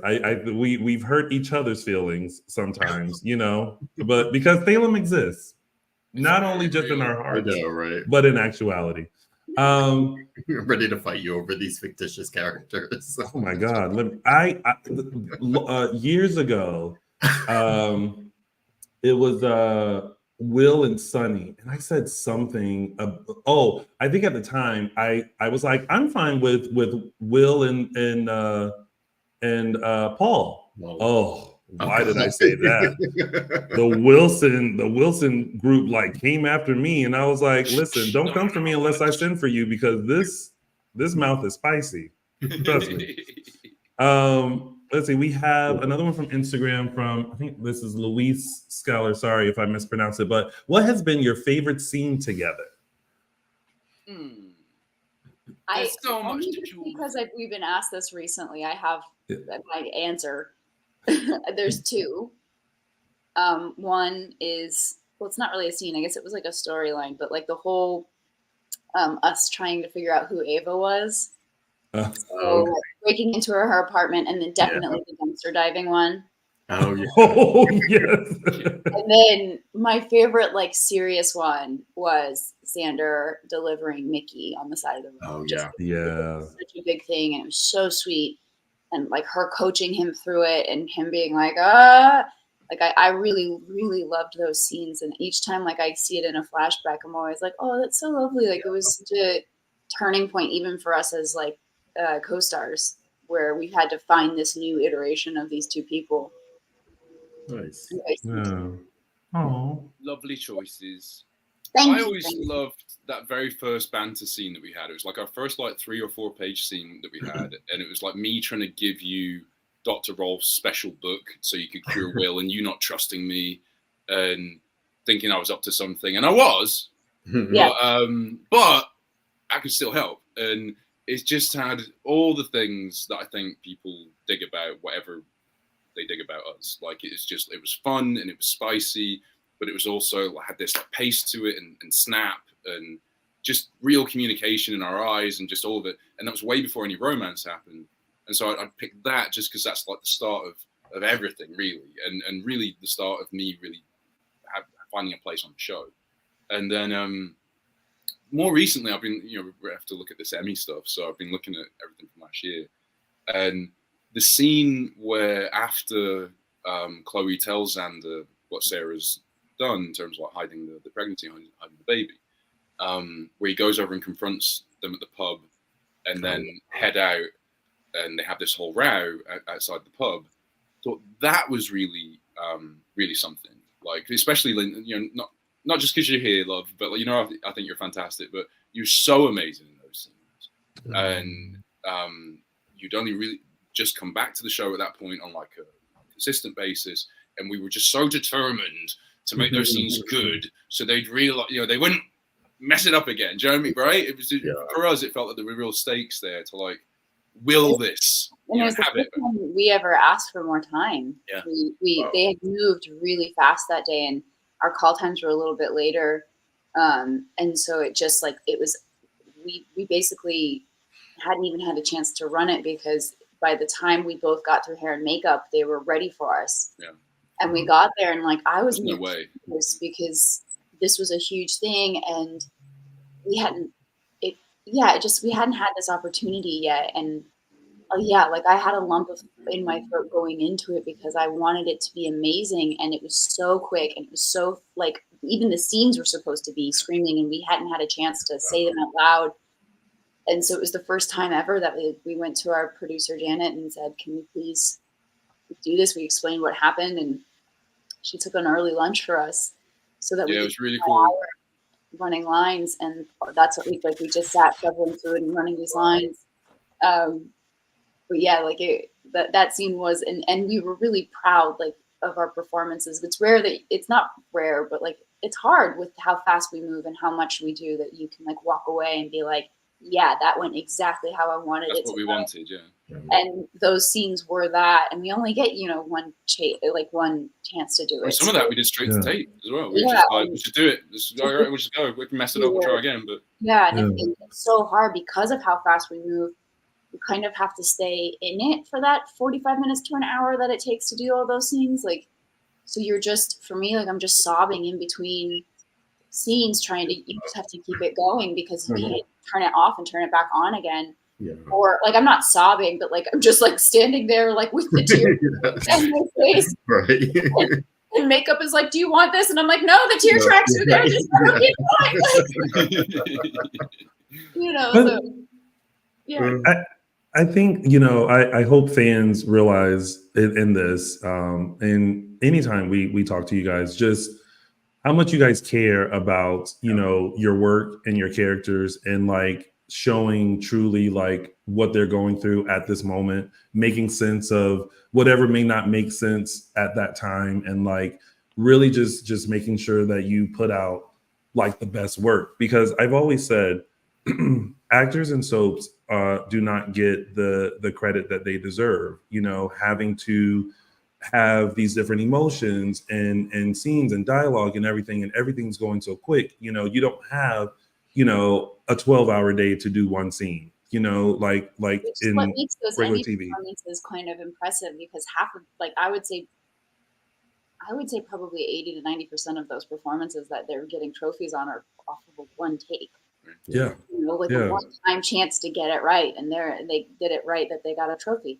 Like that's like that's awesome. Like you have to give everybody in the genre such a huge credit because not everybody can do it. I always say like there's so many people who have fancier careers than me that when they find out that's what I do, they're like, "Oh my God, is it really this? Do you really have to do that? Is it really this? I couldn't do that. I wouldn't be able to do that. I couldn't work that way." When I show my friends that do primetime or features, it's always like I'm describing an anxiety dream to them.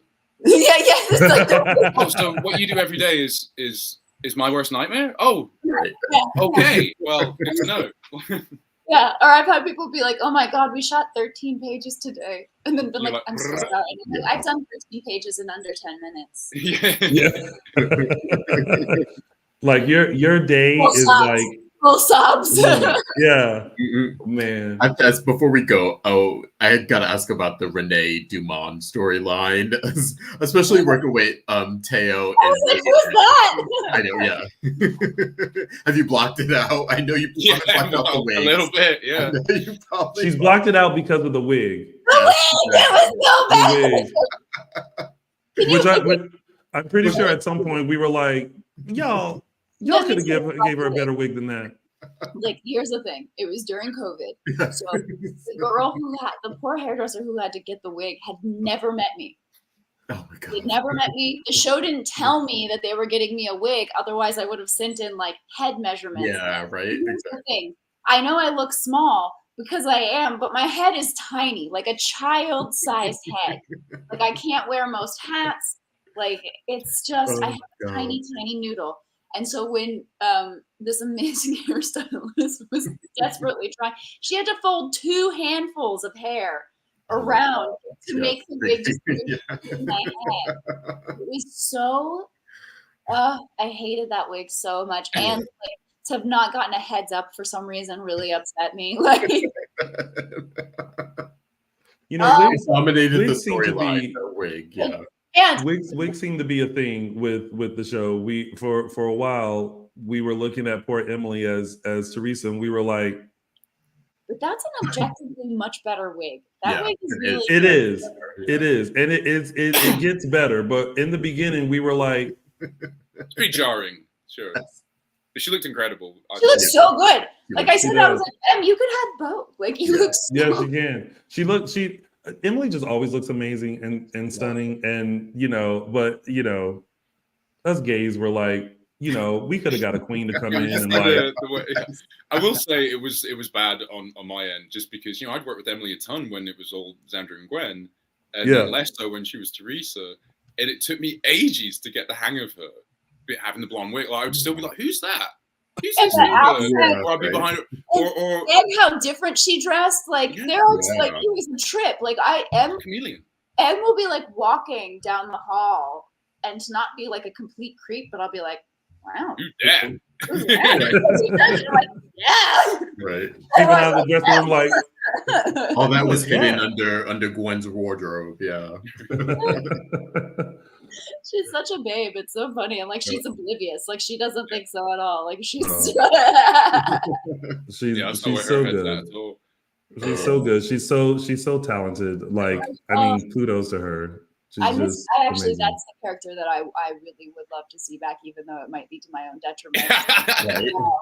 I love Gwen. Oh, we're big Gwen fan, and I loved the like dichotomy between Xarah and Gwen. They represented they were literally like a shoulder angel and a shoulder devil.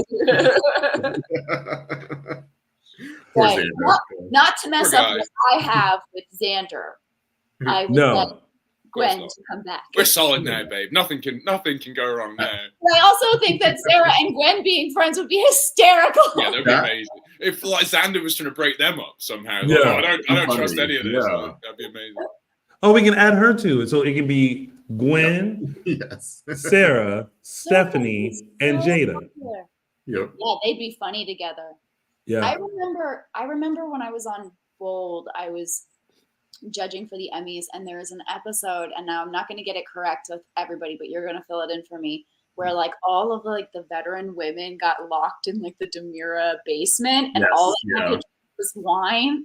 Yep, it was. I'm going to find this episode and send it to you. It was. Who was it? It was Kate Oslo, Deidre Hall, and Louise Sorrell. Yeah, that sounds awesome. Yeah.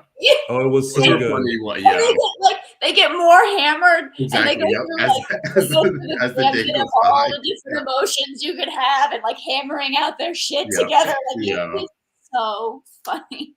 Yeah, that's a favorite. Oh, so I want that. I want that scene with that group of women. With all of Xander's exes. Yeah. Chloe. Bring in Chloe. Yeah, right. Bring in everybody. Flying Chloe for the weekend. But before we do like, because listen, y'all know how we are. We'll talk. Yeah, we're terrible. We'll just it'll be it'll be like 8 o'clock, and people are like, Dishin Days was long today. People like, yeah, girl, we had a lot to talk about. What can you guys say about, because right now we're at a point where obviously Xander got arrested for something that he didn't do, which, by the way, I don't know if you guys realize this, but the fans really analyzed like the fact that it wasn't Xander. They were like, nope, it's not him. His sweatpants had a stripe on it. These people around here, no stripe. Like, look at the shoe. Like they literally like. It did not go unnoticed. It was a very nice feeling to finally be like, wow, they really want him to be good. They do. They want it to not be him. That's great. Right. Well, because when he initially got the phone call, I know me personally, I was like, we're not doing this again. We're not doing this again. He has already learned that. Remember when he picked up the phone call the last time because he needed money, he got the clown, and then everybody died. And Sarah was like, peace out, I'm out. Like, he's got to learn from this. And so then when everything like transpired, we were like, okay, no, it's definitely not Xander. And of course, in true Days form, we're like, the first person they accuse is not the actual person. Like, it'll be several iterations before we get to the actual person. But what can we expect moving forward? Any like insight that you can give within reason and keeping your jobs? What can we look forward to with this new layer of this storyline? I will say that I think it's probably okay to say, even though we're so far ahead, under the current storyline, we are still very much together. We are very much in love, but there is an enormous challenge that we're in the middle of dealing with. Very heavy, very life-altering kind of issue. But at no point is there any doubt about their connection or their love at that point, which is just actually fresh territory for us to play. It's the first time they've actually let us live in the relationship for a bit. Yeah. Oh, good. Yeah. Do you agree, Lind? Yeah. Okay. I'm gonna let you answer it because I can't remember what. So much has happened. I don't remember what we shot last week. Listen, that's why it's a good team. Yeah. Oh, the Days of Our Lives channel is here, and they just said big drama. Big drama. Thank you. Big drama. They're listening intently on that one. It's like, what's he going to say? Yeah. Jill is like, picking up the phone to the agent. Anything. all of a sudden, you guys go click off, and it's like ring, ring, ring. It's like, but and someone mentioned this too, and I think the other thing that we're waiting for, because we weren't expecting this, but the thing that we've been waiting for is the reveal of Xander truly being Victor's son. I'm not going to spoil anything, but don't spoil anything. I will say just the way just that is approached and resolved and everything else is, number one, great, and number two, something that I like. It involves something that I've been asking for like a long time. And so for the two things to kind of intersect and for it all to play out the way it does, and to be fair, we're still playing some of it out. Like it's a massive storyline that just carries on, but not in a repetitive way. It's like a whole new thing. And we both love it. Yeah, it's been brilliant. Are we getting a mom? Are we getting a mom? Not all the way. There's some parts that were not my favorite. Still, we're very happy. On average, we're very happy. Very happy. Well, we honestly, my favorite. They were just hard. I love that 2 seconds ago, Lindsay was like, I can't remember a thing. Xander finding out he's actually Victor's son. It's like that I remember. And it's gonna be good. Well, it really listen. is. We always love when you guys stop by. First of all, thank you guys so much for always coming on. You guys are the best. Oh, thank you guys. And we really can't wait to see what's gonna happen. We were holding our breath for 2 seconds to be like, please, Xander, please don't mess this up again.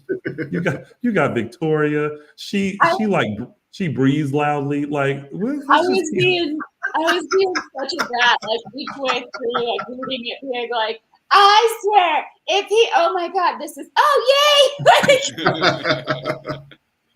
Going through the motions. Can be told. Oh, I think someone in the chat did ask if we'll ever see Victoria.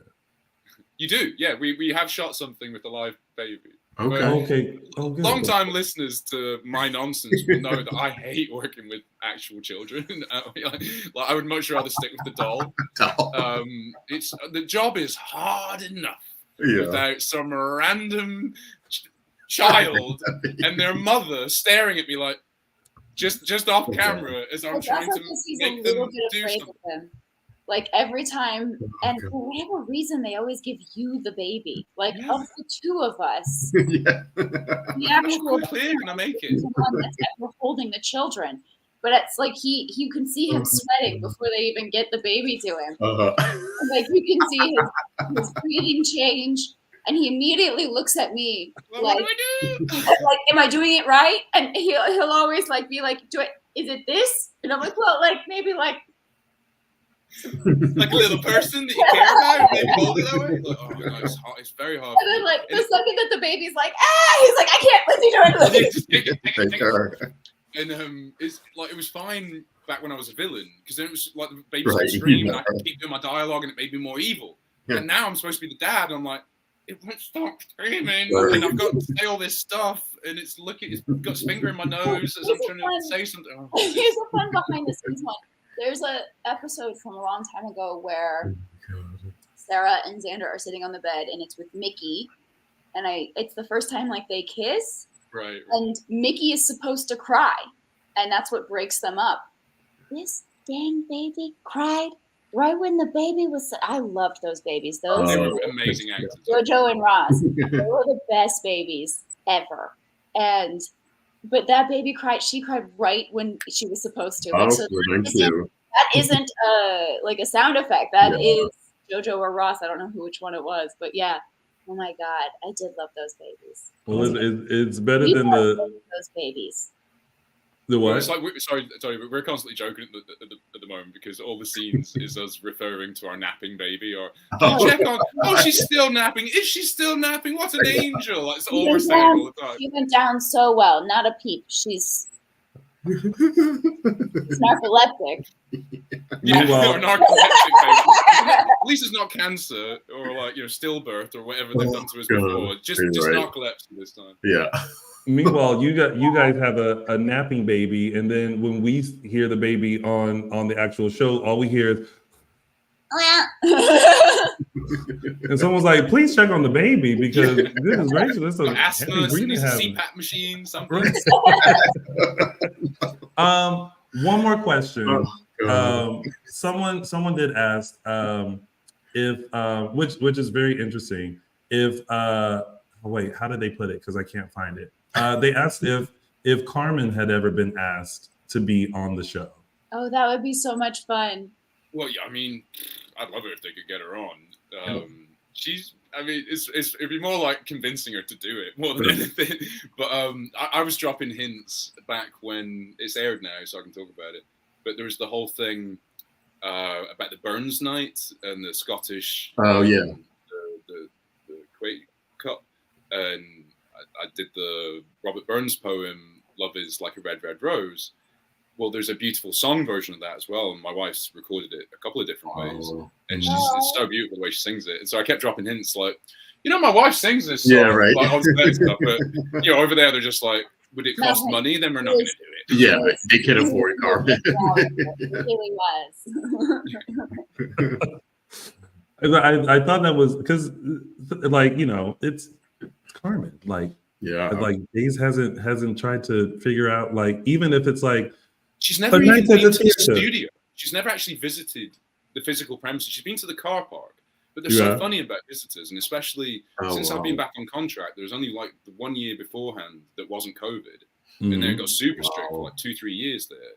Yeah, so we keep talking about it, but then whenever I organize it where she can come, something always comes up. So I don't know if she really wants to see it. Like, I think this part was just going to be like, this is it, huh? If they could write a part worthy of her talent, like Exactly. Xander's insane ex who's in town for the weekend and just torments him. I've always thought they could do that he had some like nutter like Scott. Yeah. Carmen does some really fun like British accents because she lived over there for 15 years. So yeah, I'd love it for him to be his like psycho ex-wife comes in like right. you're still mad at me. Like, Right. you know. We'll send this clip to Ron. Yeah. Ron's a big fan of Car. He's seen her on Broadway a couple of times. So yeah, you've been preaching to the choir there. Yeah. See, now all of a sudden, like all of the Days fans are going to be like, "This is an idea. Shaq, bring Carmen on the show," and next thing you know, it's just going to be out there for someone to grab. I assume Carmen's character is New York with Chloe doing an opera. You know what? That would be that would be come back together. It's writing itself. Yeah. It's writing. Oh, good. Well, guys, again, thank you guys so much for coming on. We are really excited to see what is coming up for Xander and Sarah. Oh my gosh, my brain always like I just want to say Paul and Lindsay, but I'm like, that's not who it is. It's Xander and Sarah. But we're really excited to see like what's coming up, and of course, like when things get hot and steamy again, you guys have to come back on. Exactly. Yay. But no, you guys are doing amazing. We're so happy to just see that Xander and Sarah have made their way back to each other, because for a while, I think we were screaming at the TV being like, can one of y'all please drop this custody battle that neither one of you can attend? I'm so sorry. Like Justin, to your question earlier, that's one. That was originally going to be a whole thing. We did a whole custody battle, and there was going to be a court case. Like, going to be in court, and we were so glad they just went, "Now, I was such a baby about it because it was like, and I know we're supposed to wrap it up, but like, it's not something that I ever. Elia's here. Yeah, Elia said, "Hey friends, wanted to hop on real quick and see my face. Happy birthday, y'all. Yeah. Happy birthday." She's a retarded. Oh, I love Elia so much. She's not arresting me post-coitally. Right. well, again, like that was such a weird moment. Like all of a sudden, y'all are in bed, and then you hear like from the other room that like people are coming in, and it's like. Yeah. Well, no, Xander just gets out of bed and assumes the position. Right. I'm glad they let me. I really thought they were going to have me in the interrogation room in my underwear, which I actually think would have been hilarious, but wouldn't have made the dramatic scenes that we had to play work. But the idea they handcuff him in his undies. Look. It's like Gabby in the interrogation room in her wedding dress. That's one of my favorite visuals. I mean, I'm pretty sure no one would have minded seeing Xander just sitting in his undies. Actually, at the beginning of the show, I told everyone, I said, one day when Paul comes on, we're gonna have him start the interview shirtless, just for everyone. Eventually, he'll put it back on, but just staying true to character. All of a sudden, everyone's at their computers like, I know, right? As if you guys don't see it enough. Yeah, exactly. I feel like the wardrobe is always, you already know, dude, shirtless. Just it's like, why is all my wardrobe just pants and these same shoes? You know what I found out, and I didn't know?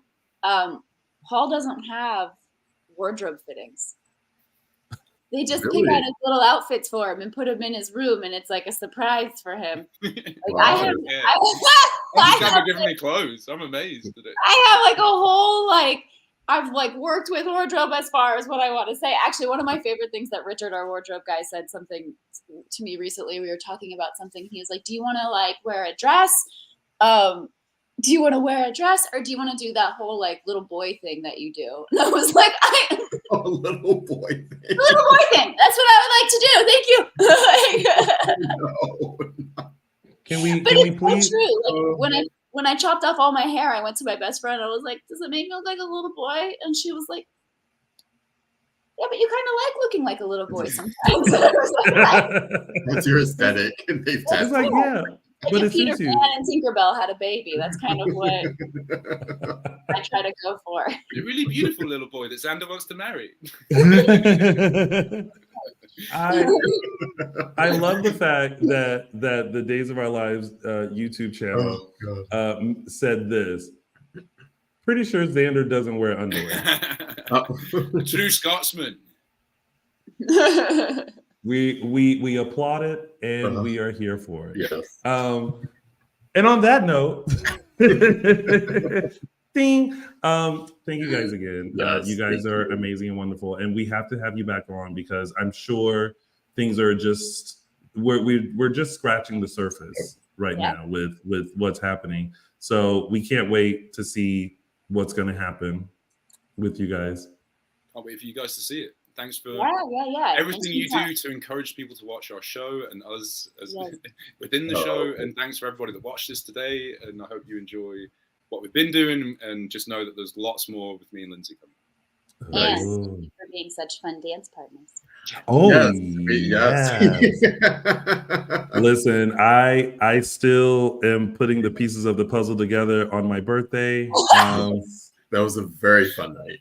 Yeah. At some point, I was just like, I don't know what's happening, but I had an amazing time. You were told that you had a great time. Yes.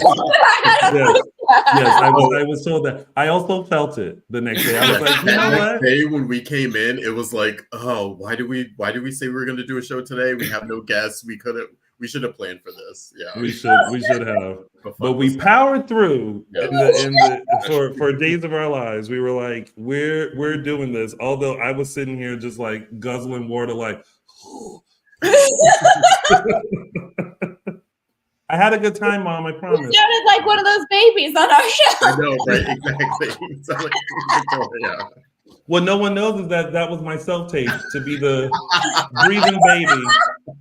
That was a self-tape. I just cropped this and sent it over. Oh, maybe next time. Maybe next time. Maybe the next baby. Maybe the next baby. You know, it wasn't a match. I have been fake pregnant so many times. I don't want to do it anymore. No more.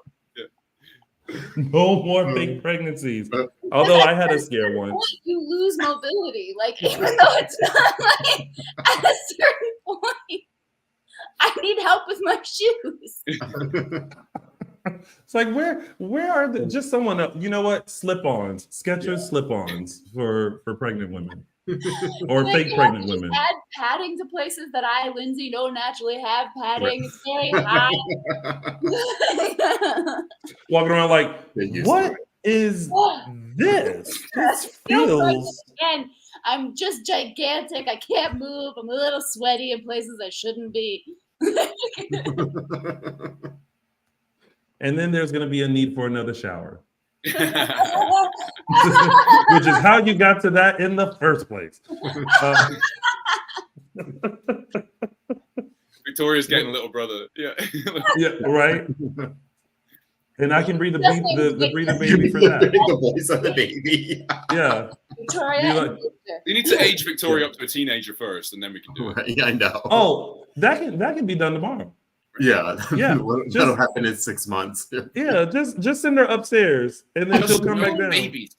Telling Ashley that. Like, I forget that like they age up certain characters. Where I'm like, you were a baby the last time we were chatting. I have to remind myself that now you're that character that I used to change the baby diaper about. Yeah. I was always like, wait, what? Like how? That's what happened when they brought on Holly and Tate. That's what. For whatever reason, I panicked because I couldn't remember if they like aired it. Yeah. But yeah, like Ashley specifically, I keep having to be like, right, you, but you're my niece. Yeah. Like a lot of like reminding myself that like I said that to her. I was like, it's not that like I don't know who she plays. I just forget her character was like 4 years ago, a 2-year-old. Yeah. Yeah.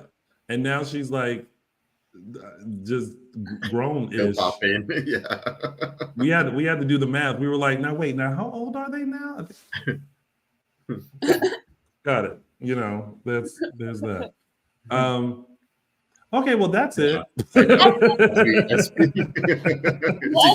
On another tangent. Right? No, but we absolutely adore you guys, and We can't wait to see the big drama that is about to unfold. Just know that like we appreciate you guys. You guys are so talented. Your work doesn't go unnoticed. We don't just talk about the sexy scenes. We talk about the other sexy scenes too. Not as sexy scenes. The not as sexy, but almost sexy scenes. Right there, maybe a second place one. Yeah, like a just a notch below the sexy scenes. Just you know, like a Xander shirtless. You know, we will always talk about that. So Tuesday. Yeah, you know, exactly. But thank you guys again. We appreciate you, and we will talk soon. Yes, please. Anytime. We really don't have a lot of friends. No, just kidding. Paul has a lot. I just have the one, but she's in Iceland. Oh, is she in Iceland with Leo for a fake Madonna concert? No, she's filming a movie there. Yes, the SNL one. Yes. No, she's filming the one. SNL one after this one. She's in Iceland, and then she goes to Finland, and then she goes to Atlanta to film that one.